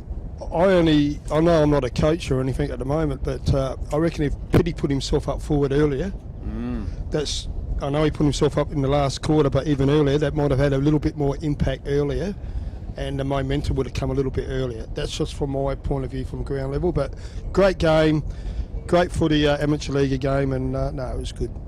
Yeah, no, good day. And you're right, the Prince Alfred certainly had all their better players, all the most experienced players in the back half of the ground with Curran, with the ex-North Adelaide boy Slee, and with Pitty in the back half. And I think when they pushed Pitt forward, we were screaming for it for a quarter and a half before it happened. They finally pushed it forward and gave them a bit of a different dynamic in the front half. But all in all, an entertaining game of footy, particularly the last quarter. It shows us our footy's in good hands, and more importantly, we believe we've got a really level competition this year. Well, that game there just demonstrates 5v1 on the ladder, nothing in it, 3-point margin. Footy is well and truly alive in the Adelaide Footy League, boys. Spot on, JK. And I know JP's here, he's a bit disappointed, but they put on a great show. The Oval's in good nick, and we love their hospitality. And like you said, JK, Div 1 at the moment, you can't pick a winner every week, and it's going to be different. Like the last 2 games of the year, it could be anything for anyone to get in the 5, mate. Well, you're going to have to get up a little bit earlier tomorrow for a bit more exercise after the amount of schnitzel rolls you ate, courtesy of Jim Parkinson today, Lambo. That's for sure, and you'll be on the toilet for most of the night. But the hospitality, as normal, sensational here, and they set a benchmark for the rest of the clubs, don't they, Prince Alfred? They do. I'll do my normal 10k Sunday morning. Just having a look around the rest of you. Haven't got any other final scores in yet, but Goody Saints last report had a 22-point lead over Old Ignatians. Ross Trevor leading Glenunga by 7 points down at Webb Oval. And that helps Prince Alfred. It does. Glenunga 9 goals 17, so they'd be kicking themselves because they haven't been kicking anything else. Payneham and Brighton is the one. If Brighton win, they could leap into the 5. And the other one being Tea Gully and St Peter's. We don't have a score from that. That's the joy of being a low-scoring game that finishes first. Lambo and Jaco, just if you want to run through maybe some of your better players from both sides, then we'll recognise our sponsors and wrap her up. Yeah, I think the better players for Port Districts were a little bit easier to find. Prince Alfred's best players it was very much a team effort. When I was trying to pick the best on ground, there was no standouts, whereas I thought there were for Port Districts. So I'll run through the Port Districts. First of all, we gave it to Sam Gray. I thought he was great from the moment. Stuff around the stoppages was terrific all day. Jason Niskahu certainly had his moments. Sean Davidson down back was pretty solid. We really liked Luke McInerney's game, the best intercept marker on the ground all day. Trent Heffernan got better as the game went on. Jack Gaffney and Tom Gray both had their moments as well. Sam McKay's battle with Jordan Neal in the ruck was pretty influential, and Tommy Carter, well, he kicked 3 goals, and Cooper Gaffney again good from the back half. For Prince Alfred, I like the look of Lucas Schultz. They didn't use him as often as they perhaps could have. Craig Pitt had his moments. Sam Buckham as well. Jack Trengove was good. Lockie McNamara had his moments. Adam Perryman was good in the back half of the ground, wasn't he? We liked Hayden Jolly's game, obviously, and Will Gerard for his first game. Well done. So that is it. Thanks for that, Jacko. Our sponsors, we were doing to thank them: the Banner Crew, Buddy Bet, Sip and Save, the Wayfield Sports Clinic, Lambo with the Police Credit Union, Banbury Crosses, O'Connell Meat Central Market, Simon Black Academy, plenty of replays to have a look at today. Roller Dice Racing, Archie's Footwear, New Balance, Powerade, Dartfish Sports Interactive, C-Max Clinical Research. They, of course, sponsor the weekly wrap. You'll get that tomorrow. And, of course, we love the Moseley Bar and Kitchen. Next week, Lambo and I are off to Brighton Brighton for a key Unfortunately, game. I won't be here. Oh, no Lambo next week. No, I'll have to tell the boss that, but no, I'll have a... Okay, live and that's exclusive. okay. John Lambo's not going to be there. But what I want to say, Phil and JK, today, the camera work today and the technology went to another level today. Fantastic. Didn't it? And the fact that you were glued into us all day today and we couldn't talk about you behind your back, mate, it was a bit difficult for us. I'll take the knives out later, but no, it was fantastic today. Fantastic. So we're off to Brighton and Glenunga, two teams right in the mix. The other games next week, Old Ignatians and Paynham, Ross Trevor and Tea Tree Gully, St Peter's and Princes, always a big match regardless of ladder positions. Port District and Goodwood Saints looks to be 1v2, massive as well. And Jacko, you're off to Salisbury North for a big day. Yeah, big day, NAIDOC week for Salisbury North. A lot of the old legends of the club coming back. Eugene Warrior, Gavin Wanganeen, Michael O'Loughlin. So looking forward to a big day out at Salisbury North next Saturday. Will you be taxiing out there, Sean? You well, got a taxi? I'm going to lunch before I call the game. So what? Will you ever call drunk, Lambert? Oh, well, it's always the first time with you, big fella. No, so just be one shandy before the game, Craig. You know that. Yeah, you got to be professional. You're correct. Plenty of coverage next weekend, of course. Keep up to date. Adelaide Footy League Facebook page, the weekend wrap. Thanks to C-Match Clinical Research tomorrow night, or maybe Monday morning, I'm hearing. Plays of the week, marks and goals, always spectacular. Tony's travels, who knows where he's going. He's going interstate soon, so Tony, is he? Yeah. Not sure if that quite qualifies. And of course, Between the Posts. And Jacko, what have you got on this week? Well, we've got a big show on Monday night. We have we got some Salisbury North representatives, like Eugene Warrior and a couple others coming in from Salisbury North to talk about the game. We have John Giannini, the captain of Paynham, coming in to do the Division 1 wrap, and we have some representatives from OSB Lonsdale who are also having an Indigenous round next Saturday coming in for a chat. So plenty on.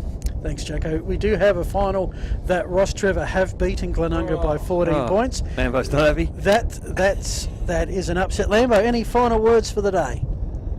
Good game of footy, but we got the best part of footy in the last 10 minutes today. Yeah. And it was probably frustrating listening to your call, Jacko and Phil, that there's goals there. I don't know why players aren't going directly to goals, but that's how they coach this day and age, and we'll wear it and bear it. But overall, good game of footy. Well, for the old, my final word, Phil, is for the old fellas that are watching the game today. It reminds me of when I heard Dave Parkin tell a story, and he said, when we used to train back in the 70s and 60s, we would do circle work, and on Saturdays we play up and down the ground.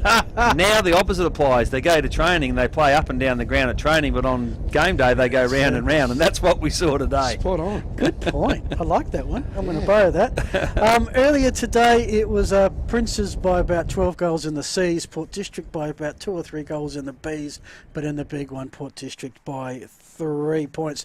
I'm Phil Hurden on behalf of our crew, which includes cameraman Liam, mobile cameraman and director James, and our producer Alejandro. And Oscar. And Oscar, of course. Can't forget Oscar. And it has been great. We've been trying out some new technology today, having a lot of fun. So fantastic. Thank you for being with us, and look forward to your indulgence with us in upcoming games and coverage.